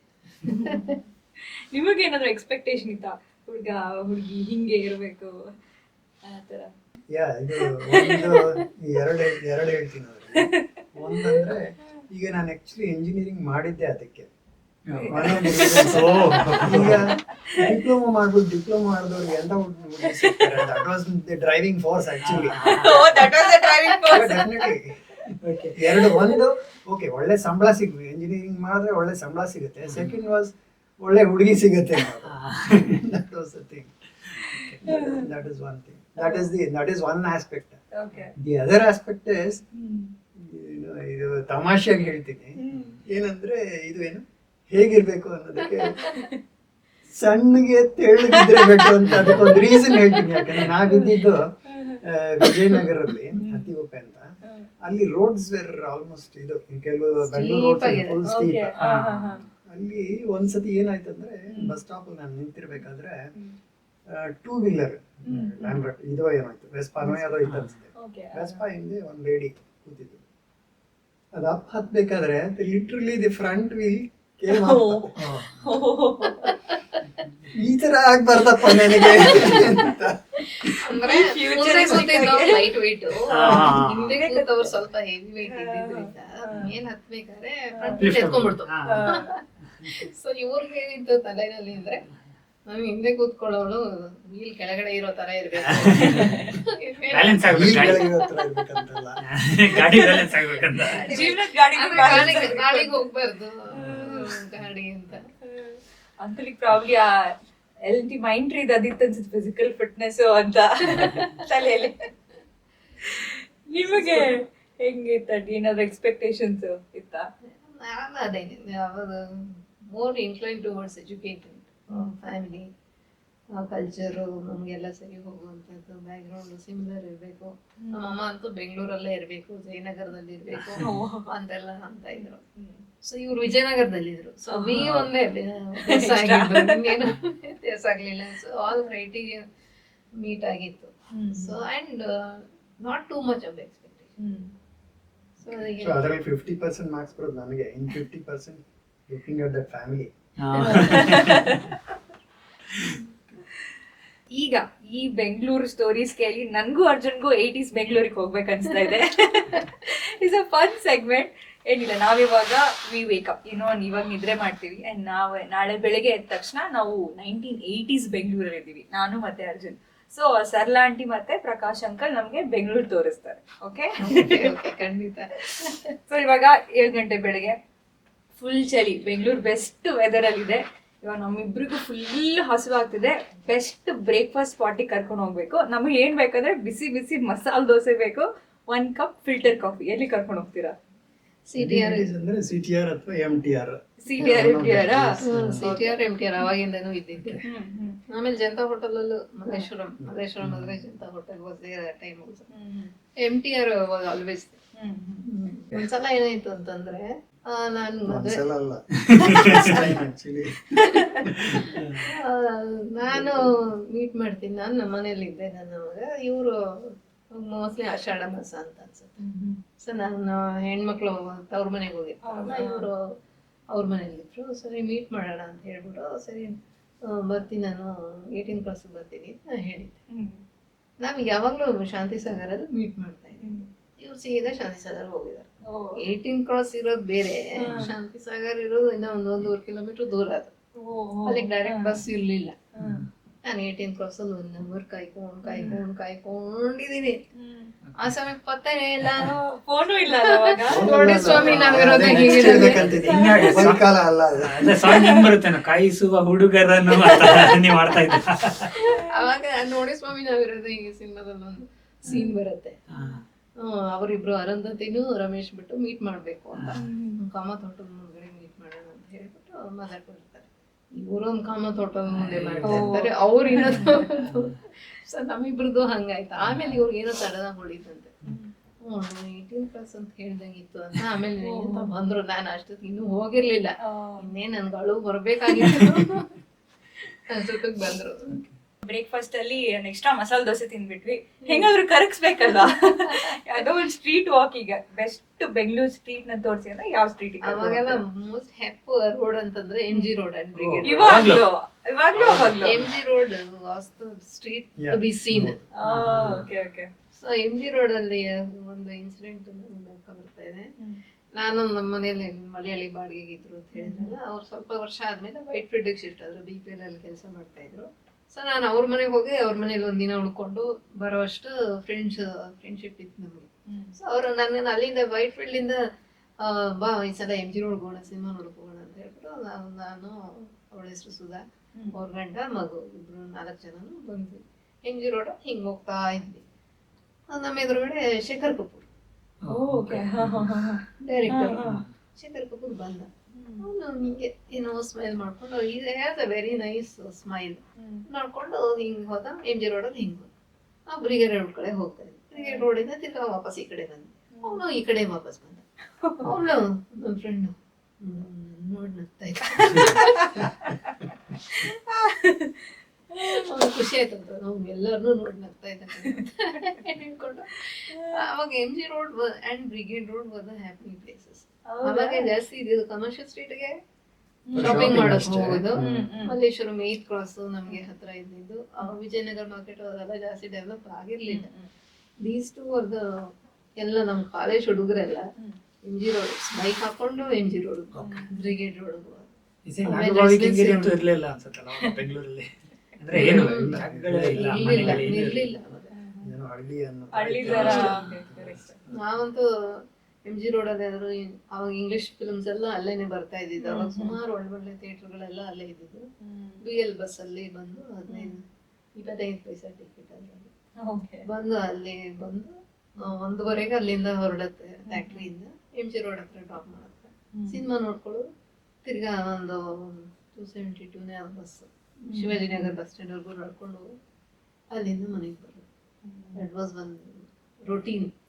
ನಾವೆಲ್ಲರೂ ಹೋಗ್ಬೇಕು ಅಂತಂದ್ರೆ ಸಿನಿಮಾ ನೋಡಕ್ಕೆ ಇಂಗ್ಲಿಷ್ ಸಿನಿಮಾ ಅಂತಂದ್ರೆ ಎಂ ಸಿ ರೋಡ್. ಬೇರೆ ಎಲ್ಲಾನು ಮೆಜೆಸ್ಟಿಕ್ ಆ ತರದ್ದೆಲ್ಲ ಇರ್ತಾ ಇತ್ತಲ್ಲ. ಆಮೇಲೆ ಇದ್ರೆ ನಮ್ tent cinema. That was so much fun ಅನ್ಸುತ್ತೆ. ಇವಾಗ ಸುಮ್ಮನೆ ಮನೇಲಿ ಇವಾಗ ಕೂತ್ಕೊಂಡು ಯಾವ್ದೋ ಒಂದು don't- ಚಾನೆಲ್ OTT. ಆಗಿದೆ ಹಾ. ನೋಡೋದು. OTT. ಅದೇನಿಲ್ಲ. ಎಕ್ಸ್ಪೀರಿಯನ್ಸ್ ಚೆನ್ನಾಗಿತ್ತು Yeah, ಅನ್ಸುತ್ತೆ yeah. ಅಲ್ವಾ? ಹೌದು. So- Overall experience was fantastic Correct. actually ಅದು. ನಾವ್ ಎಂ ಜಿ ರೋಡಲ್ಲಿ ಹೋಗ್ತಾ ಇದೀವಿ ಇವಾಗ. ನಾನು, ಅರ್ಜುನ್, ಸರ್ಲಾ ಆಂಟಿ ಮತ್ತು ಪ್ರಕಾಶ್ ಅಂಕಲ್ ಒಂದ್ ಯಾವ್ದೋ ಪೋಸ್ಟರ್ ನೋಡಿದ್ವಿ ಇವಾಗ ಕನ್ನಡ ಸಿನಿಮಾ. ಅಂಡ್ ನಾವ್ ಇವಾಗ ಥಿಯೇಟರ್ಗೆ ಹೋಗ್ಬೇಕು. ಯಾವ ಥಿಯೇಟರ್ಗೆ ಕರ್ಕೊಂಡು ಹೋಗ್ತೀರಾ ಅಂಡ್ ವಿಚ್ ಸಿನಿಮಾ? ಅವಾಗ ಇವಾಗ ಪ್ರಾಬ್ಲಿ ನಾವ್ ಮಾತಾಡ್ಬೇಕಾದ್ರೆ ನಮ್ ನೆಕ್ಸ್ಟ್ ಜನರೇಷನ್ಗೆ ಕಾಂತಾರ ಅಂತ ಒಂದ್ ಪಿಕ್ಚರ್ ಇತ್ತು ಗೊತ್ತಾ, KGF ಅಂತ ಒಂದ್ ಪಿಕ್ಚರ್ ಇತ್ತು ಅಂತ. ಸೊ ಅವಾಗ ನೀವ್ ಯಾವ ಥಿಯೇಟರ್ ಕರ್ಕೊಂಡು ಹೋಗ್ತೀರಾ and which film? Kempegowda road ಅಲ್ಲಿ ಹೋಗ್ಬೇಕಾಗತ್ತೆ ಅದಕ್ಕೆ. ಸಂತೋಷ ನರ್ತಕಿ Okay. So actually. ನಾವು ಸ್ವಲ್ಪ ದೊಡ್ಡವರಾಗೋಷ್ಟೊತ್ತಿಗೆ ಬಂದಿದ್ ಕನ್ನಡ ಸಿನಿಮಾ ತುಂಬಾ ಇಷ್ಟಪಟ್ಟಿದ್ದು ಅಂದ್ರೆ ಬಂಗಾರದ ಮನುಷ್ಯ. ರೀರನ್ ಆಕ್ಚುಲಿ ಹೌದಾ? 75 ಅಲ್ಲೋ ಏನೋ ರಿಲೀಸ್ ಹಾ, ಆಗಿತ್ತು. ಸೊ ಅಗೇನ್ Re-release ಆಗಿದೆ. 85 ಅಲ್ಲೋ 86 ಅಲ್ಲೋ ರೀ-ರಿಲೀಸ್. ಸೊ ಸಂಜಯ್ ಥಿಯೇಟರ್ ಅದೆಲ್ಲಿತ್ತು ಅಂತ ನೀವು ಹುಡ್ಕೋಬೇಕೀಗ. ಸಂಜಯ್ ಥಿಯೇಟರ್ ಇಲ್ಲೇ ಈ ಸೈಡ್ ಅಲ್ವಾ, ಮತ್ತಿಕೆರೆ ಮುಂದೆ. ಅಲ್ಲ ಸಂಜಯ್ ಥಿಯೇಟರ್ ಜಯನಗರ ಅಲ್ವಾ? ಅಲ್ಲ, ಇಲ್ಲಿ BIT ಕಾಲೇಜ್ ಇದೆಯಲ್ಲ ಮಾರ್ಕೆಟ್ ಹತ್ರ, ಇವಾಗ ಅಲ್ಲಿ ಇವೆ ಇತ್ತು. ಇಲ್ಲ. ಅಲ್ಲಿ ಏನಿಲ್ಲ, ಅಲ್ಲಿ ಇತ್ತು. ಸೊ ನಾನು ಇಂಜಿನಿಯರಿಂಗ್ ಅಲ್ಲಿ ಇದ್ದೆ, 3rd ಇಯರ್ 4th ಇಯರ್. ಎಲ್ಲ ಹುಡುಗಿರು ಆ ಸಿನಿಮಾ ನೋಡಕ್ ಹೋದ್ವಿ, ಬಂಗಾರದ ಮನುಷ್ಯ ನೋಡಕ್. ಫಸ್ಟ್ ಸೀನ್ ಅದೇ ರಾಜ್ಕುಮಾರ್ ನೋಡ್ಬಿಟ್ಟು ಬಂದಿದ್ ಸಾರ್ಥಕ ಆಯ್ತು. ನನಗೂ ಹಂಗೆ ಅನ್ಸುತ್ತೆ. ಅಣ್ಣವ್ರು ನೋಡಿದ್ರು ಅಷ್ಟ್ ಖುಷಿ ಆಗುತ್ತೆ. ಅಂದ್ರೆ ಅವಾಗ 10 ವರ್ಷ ಹಾಗೆ ರಿಲೀಸ್ ಆದ್ರೂ ಹೊಸ ಮೂವಿ ತರನೇ ಫೀಲ್ ಇರೋದು. ನಿಜವಾಗ್ಲೂ ಅವಾಗೇನು ಟಿವಿ ನಲ್ಲಿ ಯಾವಾಗ್ಲೋ ಬರ್ಬೇಕು, ಅದಕ್ಕೆ ಅವರು ತಗೊಂಡಿರ್ಬೇಕು ಸಿನಿಮಾನ ಟಿವಿನವರು. ಆಮೇಲೆ ಅವರು ರಿಲೀಸ್ ಮಾಡ್ಬೇಕು. ಥಿಯೇಟರ್ ರಿಲೀಸ್ ಮಾಡಿದ್ರೆ ಜಾಸ್ತಿ ದುಡ್ಡು ಸೊ ಇವಾಗ ಪಿಕ್ಚರ್ ನೋಡಿದ್ವಿ, ಪಿಕ್ಚರ್ ಮುಗೀತು, ತುಂಬಾ ಹೊಟ್ಟೆ ಹಸುವಾಗ್ತಿದೆ ಇವಾಗ. ಬೆಂಗಳೂರು ಅಥೆಂಟಿಕ್ ಊಟ ಬೇಕು ನಮ್ಗೆ, ಎಲ್ಲಿ ಕರ್ಕೊಂಡು ಹೋಗ್ತೀರಾ? ನಾವು ಸಂಜಯ್ ಥಿಯೇಟರ್ ಹತ್ರ ಇದೀವಲ್ವಾ, ಹಾ. ಅಲ್ಲಿ ಒಂದು ನ್ಯೂ ಮಾಡರ್ನ್ ಹೋಟೆಲ್ ಅಂತ ಇದೆ. ಓಕೆ, ನೀವು ಮಾಡಿದ್ರಿ? ವಿಜಯಪುರಂ ಅಲ್ಲಿ ನ್ಯೂ ಮಾಡರ್ನ್ ಹೋಟೆಲ್ ಅಂದ್ರೆ, ಬಟ್ ಇಟ್ಸ್ ಓಲ್ಡ್ ಹೋಟೆಲ್. ಈಗಲೂ ಇದೆಯಾ ಅದು? Actually, New Modern ಇದೆ. Hotel was famous. ಊಟಕ್ಕೆ ಯಾವ್ದಕ್ಕೆ ಅಂದ್ರೆ ಎಲ್ಲ ಊಟಕ್ಕೊಂದು, ಇನ್ನೊಂದಲ್ಲಿ ಇವರು ಸಿನಿಮಾ ಫೀಲ್ಡ್ ಅವರೆಲ್ಲ ಸಾಕಷ್ಟು ಜನ ಅಲ್ಲಿ ಹೋಗ್ತಾ ಇದ್ರು. ಡೈರೆಕ್ಟರ್ಸ್ ಇರ್ಬೋದು, ರೈಟರ್ಸ್ ಇರ್ಬೋದು, ಎಲ್ಲ ಅಲ್ಲಿ ಕೂತ್ಕೊಂಡು ಸ್ವಲ್ಪ ಜಾಗನೂ ಹಾಗೆ ಇದೆ ಮೇಲೆಲ್ಲ. ಈ ಜನಾರ್ದನ್ ಹೇಳ್ತಾ ಇರೋದು ಇದ ಎರಡು ಹಾಗೆ, ಎರಡು ಹಾಗೆ. ನೀವು ಮಾಡೋ ಅಷ್ಟೇ ಸಾಕಷ್ಟು ಜನ ಅಲ್ಲಿ ಹೋಗಿ ಕತೆ ಬರೆಯೋದಂತೆ, ಅದು ಇದು ಎಲ್ಲ ಡಿಸ್ಕಷನ್ ಎಲ್ಲ ನಡೆದಿತ್ತು. ಅದಿಲ್ಲ ಅಂತಂದ್ರೆ ನೀವು ಮೆಜೆಸ್ಟಿಕ್ ಹತ್ರ ಇದ್ರೆ ಜನಾರ್ದನ ಹೋಟೆಲ್ ಕರ್ಕೊಂಡು ಹೋಗ್ಬಿಡ್ತಾರೆ. Janardhana hotel also famous. ಯಾಕಂದ್ರೆ ಊಟ ಅಲ್ಲಿ ಸದಸ್ಯನೂ ಚೆನ್ನಾಗಿದೆ, ಊಟನೂ ಚೆನ್ನಾಗಿರುತ್ತೆ. ಆಮೇಲೆ ಎಲ್ಲ ಪಾಲಿಟಿಷಿಯನ್ಸ್, ಫಿಲ್ಮ್ನವರು ತುಂಬಾ ಜನ ಅಲ್ಲೇ ಒಂಥರ ಕ್ಯಾಂಪ್ ತರ ಮೀಟಿಂಗ್ ಪಾಯಿಂಟ್ ಅಲ್ಲೇನೆ ಮಾಡೋರು. ಈ ಎರಡು ಈಗಲೂ ಇದೆ. ಇವಾಗ್ಲೂ ಇದೆ ಅಲ್ಲಿ? ಅಲ್ಲ ಅವಾಗೆಲ್ಲ ಅಂದ್ರೆ ಆಟೋಗ್ರಾಫ್ ಅಲ್ಲ, ಅಂದ್ರೆ ಸೆಲ್ಫಿ ತರ. ಸೊ ಇವಾಗ ಊಟ ಮಾಡಿದ್ವಿ ಅಂಡ್ ಟಿಪಿಕಲ್ ಸ್ಫೂರ್ತಿ ಬಿಹೇವಿಯರ್ ಏನಂದ್ರೆ ಸಾರೆಲ್ಲ ಬಟ್ಟೆ ಮೇಲೆ ಚೆಲ್ಲೋಗುತ್ತೆ, ನನ್ ಸೀರೆ ಮೇಲೆ ಸಾಂಬಾರ್ ಬಿದ್ದಿದೆ, ಸೊ ಈಗ ಹೊಸ ಬಟ್ಟೆ ಬೇಕು ನನ್ಗೆ. ಶಾಪಿಂಗ್ ಈಗ ಎಲ್ಲಿ ಕರ್ಕೊಂಡು ಹೋಗ್ತೀರಾ? ಶಾಪಿಂಗ್ ಅಂದ್ರೆ ಚಿಕ್ಕಪೇಟೆ. ಅವಾಗ್ಲೂ ಚಿಕ್ಕಪೇಟೆ? ಇದು ಕೆಂಪೇಗೌಡ ರೋಡ್. ಕೆಂಪೇಗೌಡ ರೋಡ್ ಅಲ್ಲಿ ರೆಡಿಮೇಡ್ ಚೆಲ್ಲಾರಾಮ್ಸ್ ಅಂತ ಒಂದು ದೊಡ್ಡ ಫೇಮಸ್ ಅಂಗಡಿ ಇರ್ತಾ ಇತ್ತು. ಅಲ್ಲಿ ಯೂಶಲಿ ಹೋಗ್ತಾ ಇದ್ದೆ ನಾವು. ಹೋಗ್ತಾ ಇದ್ದಿದ್ದೆ ಹಬ್ಬಕ್ಕೆ ಬಂದಾಗ ಮಾತ್ರ. 2 ದೀಪಾವಳಿ ಅಥವಾ ಯುಗಾದಿ, 2 ಹಬ್ಬಕ್ಕೆ ಬಟ್ಟೆ ತಗೋದು. ಮಿಕ್ಕಿ ಟೈಮ್ ಅಲ್ಲೆಲ್ಲ ಯೂನಿಫಾರ್ಮ್, ಬೇರೆ ಡ್ರೆಸ್ಗಳೇ ಅಷ್ಟೇ. ಸೊ ಚೆಲ್ಲರಾಮ್ಸ್ KG ರೋಡ್ ಅಲ್ಲಿ. ಆಮೇಲೆ ಇದು ಕಿಡ್ಸ್ ಕೆಂಪು ಅದೆಲ್ಲ ಬಂದಿದ್ದು 2000 ಹತ್ರ ಅಂತ ಅನ್ಸುತ್ತೆ, 90s, ಲೇಟ್ 90s. ಕಿಡ್ಸ್ ಕೆಂಪ್ ಬಂದಾಗ 400 ರೂಪಾಯಿ ಅಂತೆ ಒಂದ್ ಮಗು ಚಡ್ಡಿ ಅಂತ. ತುಂಬಾ ಎಕ್ಸ್ಪೆನ್ಸಿವ್ ಅಂತ ರೆಡಿಮೇಡ್ ಕಾನ್ಸೆಪ್ಟ್ ಇರ್ಲಿಲ್ಲ. ಶುರುವಾಗಿತ್ತು. ಚೆಲ್ಲರಾಮ್ಸ್ ಅಲ್ಲಿ ರೆಡಿಮೇಡ್ ಇತ್ತು. ಆಲ್ಸೋ ಪ್ಯಾಂಟ್ ಶರ್ಟ್ ಎಲ್ಲ ಒರಿಜಿನಲ್ ಐ ಥಿಂಕ್ ಬಿನ್ನೀಸ್ ಅವರೇನೋ ಶುರು ಮಾಡಿದ್ರು, ನಾಟ್ ವೆರಿ ಸಕ್ಸಸ್ಫುಲ್, ಬಟ್ ಆಮೇಲೆ ಶುರು ಆಗಿದ್ದದು. ಅಲ್ಲಿ ತನಕ ರೆಡಿಮೇಡ್ Material. ಇರಲಿಲ್ಲ. ನಮ್ಮ ತಂದೆನೂ ಅಷ್ಟೇ ಫುಲ್ ಟೈಲರ್ಡ್ ಡ್ರೆಸ್, ಒಳ್ಳೆ ಟೈಲರ್.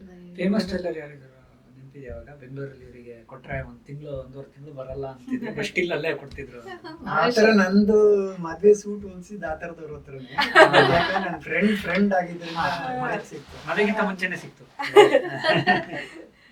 ಏನೋ ಸ್ಟೈಲ್ ಕಿಂಗ್ ಸೋನಿ ಟೈಲರ್ಸ್ ಅಂತ ಸೋನಿ ಟೈಲರ್ಸ್. ಬಾಂಬೆ ಮಹದೇಶ್ವರ ಎಲ್ಲ ಇತ್ತು, ಎಲ್ಲ ಯೂನಿಟಿ ಮಲೇಶ್ವರದಾಗ ಒಬ್ರು ಯಾರು ಎಷ್ಟು ಫೇಮಸ್ ಇರ್ತಾರೆ ಅಂದ್ರೆ ಮದ್ವೆ ಆದ್ಮೇಲೆ ಕೊಡೋ ಅಷ್ಟು ಫೇಮಸ್ ಇರ್ತಾರೆ. ಆ ಬಟ್ಟೆಗೋಸ್ಕರ ಮದ್ವೆ ಡೇಟ್ ನೇ ಚೇಂಜ್ ಮಾಡ್ಬೇಕು. ದೊಡ್ಡ ದೊಡ್ಡ ಪೊಲಿಟಿಷಿಯನ್ಸ್ ಅವರೆಲ್ಲ ಕೆಲವೊಂದು ಫಿಕ್ಸ್ ಮಾಡ್ಕೊಂಡಿರ್ತಿದ್ರಲ್ಲ ಅವಾಗೆಲ್ಲ ಇಷ್ಟು ಬಟ್ಟೆ ಅಂಗಡಿಗಳು ಎಲ್ಲ ಇರ್ಲಿಲ್ಲ. ಇವಾಗಂದ್ರೆ ಬೀದಿನಲ್ಲೂ ಎಷ್ಟೊಂದು ಅಂಗಡಿಗಳು, too much of choice. But ಅದಿದ್ರು ಕೂಡ ಜನ ಆನ್ಲೈನ್ ಅಲ್ಲಿ ಪರ್ಚೇಸ್ ಮಾಡ್ತಾರೆ. ಅದೇನೆ ರೀಸನ್ ಅಂದ್ರೆ ಬಟ್ಟೆ ನೀನ್ ಫಸ್ಟ್ ಹೇಳಿದ ತರ ಬಟ್ಟೆ ತಗೊಳ್ಳೋದು it was only based on necessity ಅಷ್ಟೇ. ಲಕ್ಸುರಿ ಬೇರೆ ಅನ್ಸುತ್ತೆ ಇನ್ನೇನು ಹೌದಾ? ಸುಮ್ಮನೆ ತಗೊಳ್ಳೋದಂತ ಹೋಗೋದು ಏನೋ ಕಾಣಿಸ್ ತಗೊಳ್ಳೋದು ಅನ್ನೋ ಪ್ರಶ್ನೆನೇ ಇಲ್ಲ actually. ಆಮೇಲೆ ಸಾಯಂಕಾಲಕ್ಕೊಂದು ಬೆಳಗ್ಗೆಗೊಂದು ಆತರ ಏನಿಲ್ಲ ಇಲ್ಲ. ಅಂಡ್ ಅವಾಗ ಟ್ರೆಂಡ್ ಅಂತ ಇರ್ತಿದ್ ಯಾವ್ದು ಅಂಕಲ್? ಬೆಲ್ ಬಾಟಮ್ ಪ್ಯಾಂಟ್ ಯಾವ್ದು? ನನಗ್ ಚೆನ್ನಾಗಿರೋದು ಚೆನ್ನಾಗಿ ಜ್ಞಾಪಕ ಇರೋದಂದ್ರೆ ಈ ಬೆಲ್ ಬಾಟಮ್ ಟ್ರೆಂಡ್ ಆಯ್ತು. ಮೂವೀಸ್ ಎಲ್ಲ ನಾನು ನೋಡಿದ್ದು. ಮನೇಲಿ ಬಂದು ನಾನೇ ಏನ್ ಮಾಡ್ಕೊಳ್ತಾ ಇದ್ದೆ ಅಂದ್ರೆ ರೆಗ್ಯುಲರ್ ಪ್ಯಾಂಟ್ ಮೆಷಿನ್ ಇತ್ತು, ಕಟ್ ಮಾಡಿ ಅಂಡ್ ಅವಾಗ ಅದು ಒಂದ್ ಸ್ಟೈಲ್ ಇತ್ತು. ಏನಂದ್ರೆ ಈಗ ಬ್ಲಾಕ್ ಪ್ಯಾಂಟ್ ಇದ್ರೆ ಅದು ವೈಟ್ ಟ್ರಯಾಂಗಲ್ ಪ್ಯಾಚ್ ಹಾಕೋದು ಕೆಳಗಡೆ, ಕೆಳಗಡೆ so it would become A bell bottom. ಸಾಕಷ್ಟು ಮಾಡ್ತಾ ಇದ್ವಿ ಆತರ. ಆಮೇಲೆ ಇದು ಕಲ್ತಿದ್ರು. ಆಮೇಲೆ ಹೇರ್ ಸ್ಟೈಲ್ ಎಲ್ಲ ಫುಲ್ ಕ್ರಾಪ್. ಸ್ಟೈಲ್ ಮಾಡಕ್ ಹೋಗಿಲ್ಲ. ನೀವು ಅಬ್ಸರ್ವ್ ಮಾಡಿದಾಗ ನಿಮ್ಮ ಕಲೀಗ್ಸ್ ಅಲ್ಲಿ ಅವರೆಲ್ಲ ಜಾಸ್ತಿ ಹಿಪ್ಪಿ ಸ್ಟೈಲ್ ಇರಲ್ಲ, ಇಲ್ಲ ನಾರ್ಮಲ್ ಆಗಿರ್ತಿದ್ರು. ಹಿಪ್ಪೀಸ್ ಅಂತ ಆತರ ಮೂವಿಗೆ ಇನ್ಫ್ಲುಯೆನ್ಸ್ ಆಗ್ತಿದ್ರ ಮೂರು ವರ್ಷ. ಲಾಸ್ಟ್ ಬೆಂಚರ್ಸ್ ಒಂದಷ್ಟು ಜನ ಇರ್ತಾ ಇದ್ರಲ್ಲ. ಹುಡುಗಿಯರ್ದು ಏನಿತ್ತು ಆಂಟಿ ಅವಾಗ? ಹುಡುಗಿಯರ್ದು ಬೆಲ್ ಬಾಟಮ್ ಇತ್ತು. ಬೆಲ್ ಬಾಟಮ್ ಇತ್ತು. ಆಮೇಲೆ ಬಿಡಿ ಅಂಡ್ ಮ್ಯಾಕ್ಸಿ. ಮ್ಯಾಕ್ಸಿ ಇರ್ತದೆ. ಮೇಲ್ಗಡೆ ಟಾಪ್ ಬೇರೆ, ಆಮೇಲೆ ಇದು ಸ್ಕರ್ಟ್ ತರ ಲಾಂಗ್ ಸ್ಕರ್ಟ್, ಅದೊಂದು ಮ್ಯಾಕ್ಸಿ ಅಂತ. ನಾನು ಒಂದ್ಸಲ ಹೊಲ್ಸ್ಕೊಂಡಿದ್ದೆ. ಆಮೇಲೆ ಸ್ವಲ್ಪ ದಿನ ಆದ್ಮೇಲೆ ಸರಿ ಹೋಗ್ಲಿಲ್ಲ ಅಂತ ಹಾಕೊಳ್ಳೋದು ಬಿಟ್ಬಿಟ್ಟೆ. But midi and bell bottom ನಾನು ಹೆಚ್ಚು ಹಾಕೊಳ್ಳಿಲ್ಲ. ಆಮೇಲೆ ಸ್ಟ್ರೈಟ್ ಪ್ಯಾಂಟ್ ಆ ತರದ್ದು. ಲಂಗ ದಾವಣಿನೂ ಹಾಕೊಳ್ತೆ. So we had mix of both. ಸೀರೆನು ಆಕ್ಚುಲಿ PUC ನಲ್ಲಿ ಇದ್ದಕ್ಕೂ ಸೀರೆ ಉಟ್ಕೊಂಡು ಹೋಗಿದ್ದೀನಿ. Not necessary.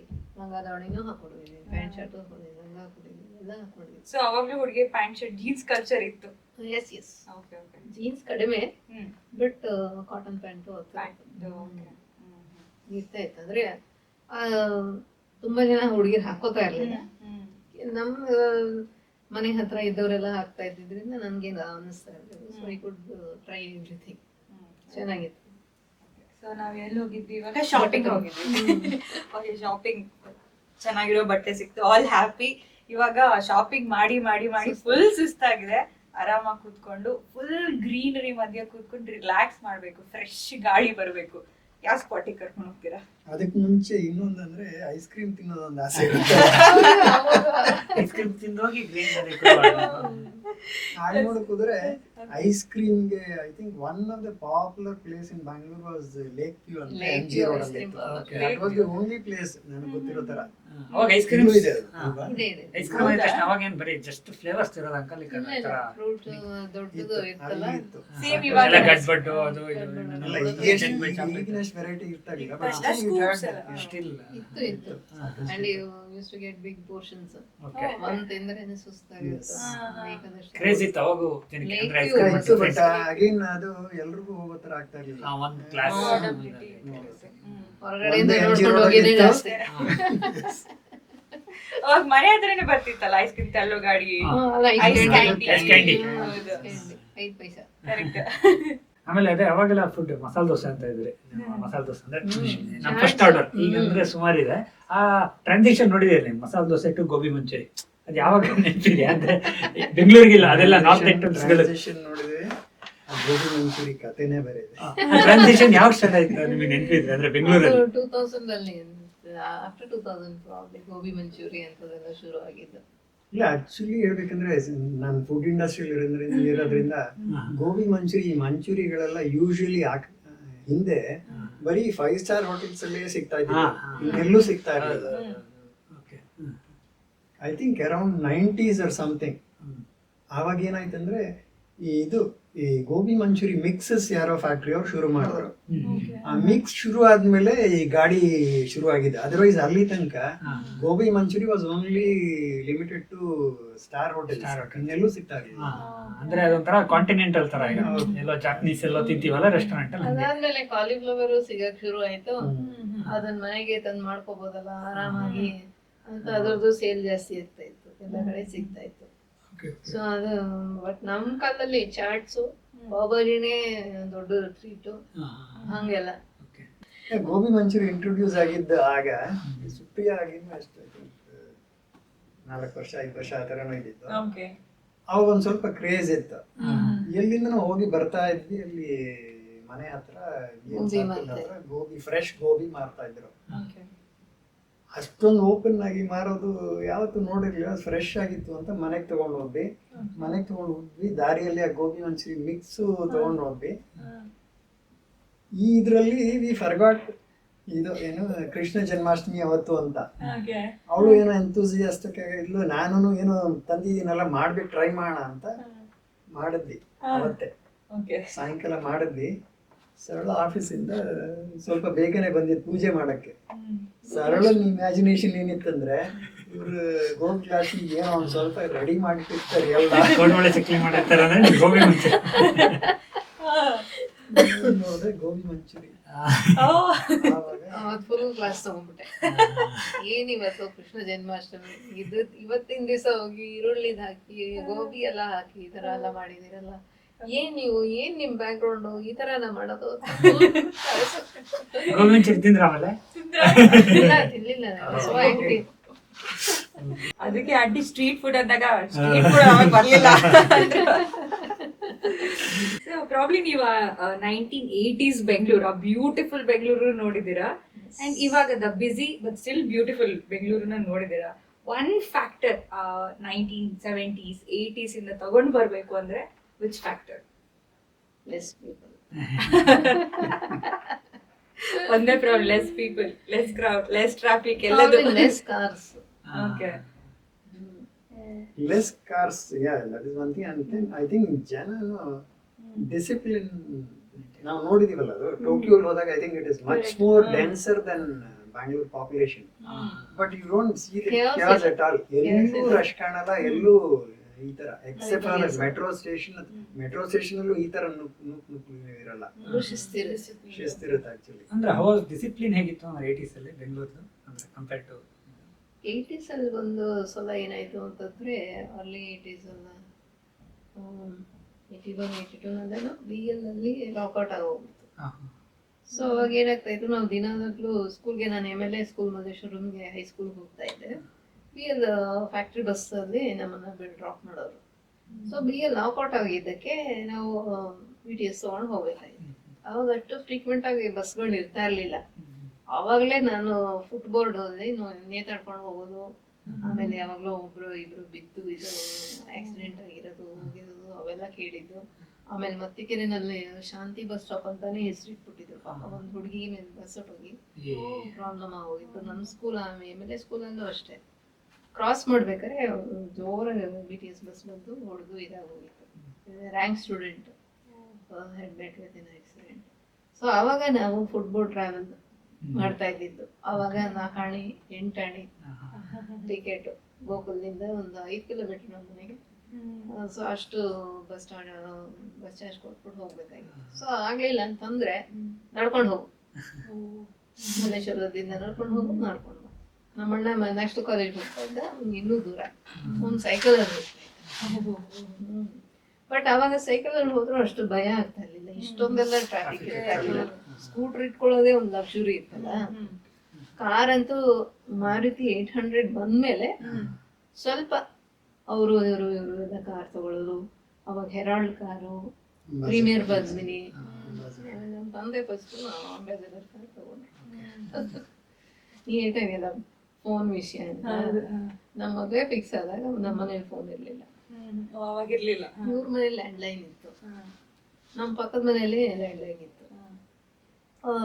Very nice family, ಇವರು ಅಷ್ಟೇ. ಸೊ ದಿನಾಗ್ಲೂ ಇವರು 8 ಗಂಟೆ ರಾತ್ರಿ ಫೋನ್ ಮಾಡೋರು. ಆ ಪಕ್ಕದ ಮನೆ ಅಂಕಲ್ ಬಂದ್ಬಿಟ್ಟು ಕಾಂಪೌಂಡ್ ಹತ್ರ ಬಂದ್ಬಿಟ್ಟು ಸರಳ ಫೋನ್ ಅಂದರು. ಆಮೇಲೆ ಅವ್ರ ಮನೆಗೆ ಹೋಗಿ ಅವ್ರ ಹಾಲಲ್ಲೇ ಫೋನ್ ಇರ್ತಾ ಇತ್ತು. ಅವ್ರು ಇಬ್ರು ಹುಡುಗರು, ಒಂದು ಹುಡುಗ ನನ್ನ ಕ್ಲಾಸ್ಮೇಟೇನೆ, ಇನ್ನೊಬ್ಬ ಇನ್ನೂ ಸ್ವಲ್ಪ ದೊಡ್ಡ, ಅವನು ಇಂಜಿನಿಯರಿಂಗ್ ಮಾಡ್ಕೊಂಡು ಮಾಡ್ತಾ ಇದ್ದ. But they never use to stay ಅಲ್ಲಿ. ಹಾಲಲ್ಲಿ ಅವ್ರು ಇರ್ತಾ ಇರ್ಲಿಲ್ಲ, ಆಂಟಿನೂ ಎಲ್ಲ ಬೇರೆ ಕಡೆ ಇರ್ತಾ ಇದ್ರು. ನನ್ನ ಪಾಡಿಗೆ ನಾನು ಎಷ್ಟು ಬೇಕಾದ್ರೂ ಮಾತಾಡ್ಕೊಂಡು ವಾಪಸ್ ಮನೆಗೆ ಹೋಗ್ತಾ ಇದ್ದೆ. ಅವಾಗ ಸಂಕೋಚ ಅನ್ನೋದು ಇರ್ಲಿಲ್ಲ. ಫೋನ್ ಬಂದಿದೆ, ಹುಡುಗಿ ಮಾತಾಡ್ತಾಳೆ ಅಂತ ಹೇಳ್ಬಿಟ್ಟು ಒಂಥರ ಅಫೆಕ್ಷನೇಟ್ ಆಗಿ ಕರೆದು ಮಾತಾಡ್ಸಿ ಎಲ್ಲ ಮಾಡೋರು. ಇಲ್ಲ ಮದ್ವೆ ಆದ್ಮೇಲೆ ಅಷ್ಟೊತ್ತಿಗೆ ನಮ್ಮ ಮನೆಗೆ ಫೋನ್ ಬಂತು. ಅವಾಗ ಕ್ರಿಕೆಟ್ ಅಂದ್ರೆ ಹೆಂಗಿತ್ತು ಕ್ರೇಜ್? ಇವಾಗಂತೂ 83 ಆದ್ಮೇಲೆ ಇನ್ನೂ ಜಾಸ್ತಿ ಆಯ್ತು ಅನ್ಸುತ್ತಲ್ಲ ಜನಸಾಮಾನ್ಯರಿಗೆ. ಕ್ರಿಕೆಟ್ ನನಗಂತೂ ಐ ಥಿಂಕ್ ಮುಂಚೆಯಿಂದ ಎವ್ರಿ ವೀಕೆಂಡ್ ಕ್ರಿಕೆಟ್ ಆಡೋದು ಇದ್ದೇ ಇತ್ತು. Sports has always been there. Cricket ಆಡೋದಂತೂ ಇದ್ದೇ ಇತ್ತು. ಆವಾಗ ತಮಾಷೆ ಅಂದ್ರೆ 4-5 ಗೊತ್ತಿಲ್ಲ, ಈ ಇದು ಏನು ಪ್ರೈಸ್ ಮನಿ ವಾಸ್ ಪೆನ್ಸಿಲ್ಗಳು. ಗೊತ್ತಿದೆಯಾ ನಿಮ್ಗೆ? ಅಲ್ಲ, ಈ ನಾವು ಒಂದು ಟೀಮು, ನಾವು ಯಾವ ಏರಿಯಾ ಇರ್ತೀವಿ, ಒಂದು ಟೀಮು ಇನ್ನೊಂದು ಏರಿಯಾ ಇನ್ನೊಂದು ಟೀಮ್ ಬರುತ್ತೆ. 10 ಪೆನ್ಸಿಲ್ 12 ಪೆನ್ಸಿಲ್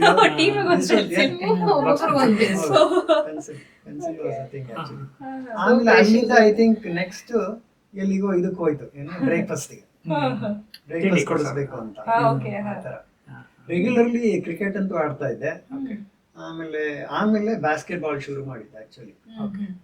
ಅಂಡ್ ಇದೆಲ್ಲ ಸಾಕಷ್ಟು ಏನು ಕ್ರಿಕೆಟ್ ಆಡ್ತಾ ಇದ್ವಿ, ಬಾಸ್ಕೆಟ್ ಬಾಲ್ ಆಡ್ತಾ ಇದ್ವಿ, ಲೆದರ್ ಬಾಲ್ ಕ್ರಿಕೆಟ್ ಆಡಿದೀವಿ, ಬಾಸ್ಕೆಟ್ ಬಾಲ್ ಚಾಂಪಿಯನ್ಶಿಪ್ ಎಲ್ಲ ಹೋಗಿದೀವಿ. ಆದ್ರೆ ಎಲ್ಲೂ 1 ಪೈಸಾನು ನಾವಂತೂ ಖರ್ಚು ಮಾಡಿಲ್ಲ. No training, no coaching, even buying a bat or ball. ಯಾವ್ದೋ ಒಬ್ರು ತಗೊಂಡ್ ಬಂದಿರ್ತಾರೆ.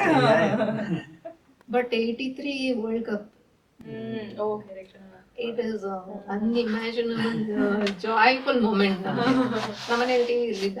83 ಸೆಮಿಫೈನಲ್ ವಿ ಬೀಟ್ ಇಂಗ್ಲೆಂಡ್. ಪಕ್ಕದ ಮನೆಗೆ ಹೋಗಿ ರಾತ್ರಿ 12 ಗಂಟೆವರೆಗೂ ಅವ್ರ ಮನೆಯಲ್ಲಿ ನೋಡಿ ಕುಣ್ದಾಡಿ ಅವ್ರು ಮಲ್ಕೊಳ್ಬೇಕು, ಎದ್ದಿರ್ಬೇಕು, ಏನು ಕೇರೆ ಮಾಡಲ್ಲ.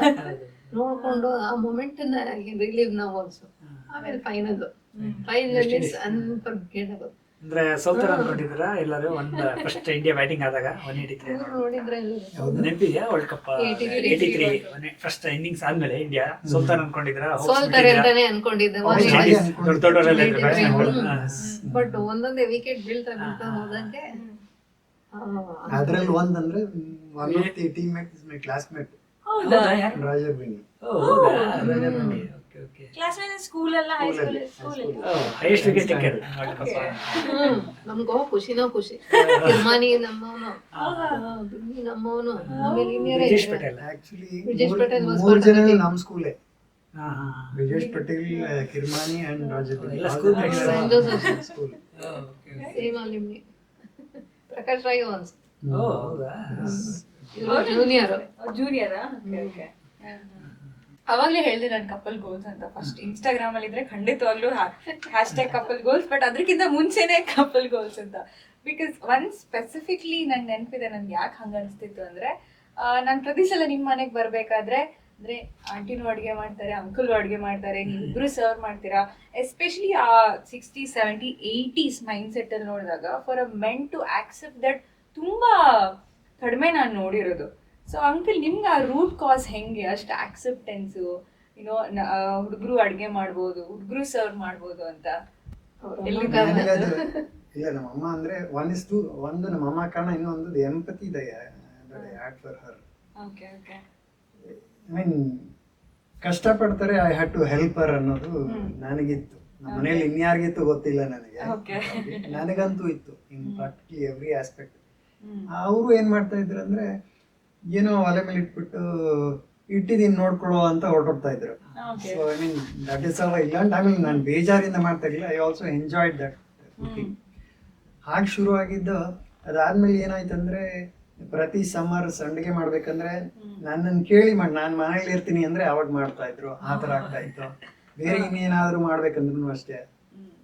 ಚಕ್ಲಿ ಕೋಡ್ಬಳೆ ಹಂಗೆ ಇವಾಗ ಅದಕ್ಕೆ ಜನ್ಮಾಷ್ಟಮಿಗೆ ಅಂಕಲ್ ಯಾವತ್ತೂ ಚಕ್ಲಿ ಮಾಡಿದೀನಿ ಅಂತ, ಹೌದು. ಸೊ ಅಲ್ಲಿಂದ ಬಂದಿದೆ. ಸ್ಪೆಷಲಿಸ್ಟ್ ಈಗ. ಏನಂದ್ರೆ ಇವರೇ ದೊಡ್ಡವರಲ್ಲ ಫ್ಯಾಮಿಲಿನ, ಸೊ ಜವಾಬ್ದಾರಿನೂ ಇತ್ತು, ಮಾಡ್ಬೇಕು ಅನ್ನೋ ಮನಸ್ಸು ಇತ್ತು, ಅಮ್ಮಂಗೆ ಹೆಲ್ಪ್ ಮಾಡ್ಬೇಕು ಅನ್ನೋದು ಇತ್ತು. ಸೊ ಮಾಡ್ತಾ ಇದ್ರು, ನನ್ಗೆ ಹೆಲ್ಪ್ ಆಯ್ತು. ನಮಗೂ ಒಂದು ಇನ್ಸ್ಪಿರೇಷನ್ ಆಯ್ತು. ಬಿಕಾಸ್ ಈ ರೀಲ್ಸ್ ಅಲ್ಲಿ ತುಂಬಾ ಜನ ಇಕ್ವಾಲಿಟಿ ಅಂತ ಮಾತಾಡ್ತಾರೆ, ಬಟ್ ಅವರಲ್ಲೇ ಆ ಕ್ವಾಲಿಟಿ ಇರಲ್ಲ. ಸೊ ನೀವ್ ಹೇಳೋದನ್ನ ಕೂಗಿ ಹೇಳ್ಬೇಕಾಗಿಲ್ಲ. You can be silent, you can still follow it. Uncle ನನಗೆ ಆಕ್ಚುಲಿ ಆ ದೃಷ್ಟಿಯಲ್ಲಿ ಈಕ್ವಾಲಿಟಿ ಆ ದೃಷ್ಟಿ ಎಲ್ಲ ಇಲ್ಲ, ಹೆಲ್ಪ್ ಮಾಡ್ತೀರ ಮಾಡ್ಬೇಕಷ್ಟೇ. I mean, It's it should not be practical, forced on one correct. person. It's practical for the well-being of the couple and family. Improve ಮಾಡೋದ್ರಿಂದ ಫ್ಯಾಮಿಲಿ ಚೆನ್ನಾಗಿ ಬ್ಯಾಲೆನ್ಸ್ ಆಗ್ತಾ ಹೋಗುತ್ತೆ. ಈ ಎಪಿಸೋಡ್ ನ ಹೆಂಗ್ ಹೇಳೋದಂದ್ರೆ, ಆಕ್ಚುಲಿ ಒಂಥರ 80s ಬೆಂಗಳೂರಿಗೆ ಹೋಗಿ ಅಲ್ಲಿ ಇದ್ದು ಎಕ್ಸ್ಪೀರಿಯನ್ಸ್ ಮಾಡಿ ಫೀಲ್ ಮಾಡಿ. ನಾನು 80s ಬೆಂಗಳೂರಲ್ಲಿ ಇರ್ಲಿಲ್ಲ, ಬಟ್ ನನಗೆ ಇವಾಗ ಐ ಮಿಸ್ ದಟ್ ಬೆಂಗಳೂರು ಅಂತ ಅನಿಸ್ತದೆ. ತುಂಬಾ ಚೆನ್ನಾಗಿತ್ತು, ಒಂಥರ ನಾಸ್ಟಾಲಜಿಕ್ ರೈಡ್ ಇದ್ದಂಗಿತ್ತು. ನಿಮಗೆ ಹೆಂಗೆ ಅನಿಸ್ತು? ನಮಗೆ ಆಕ್ಚುಲಿ ಚೆನ್ನಾಗಿತ್ತು. I want to end this with ಇವರೊಂದು ಹಾಡು ಹೇಳ್ತಾರೆ. ಎಸ್, ಹೇಳಿ. ಅದೇ ನಮ್ದು 70s ಅದು 60s 70s ಹಾಡು. ಲಿರಿಕ್ಸ್ ಬೇಕು ನನಗೆ. ನೀವು ಆಂಟಿಗೋಸ್ಕರ ಹಾಡು ಹೇಳೋದು ಅಥವಾ ಲೈಕ್ ಸಿಂಗಿಂಗ್ ಅಂತದ?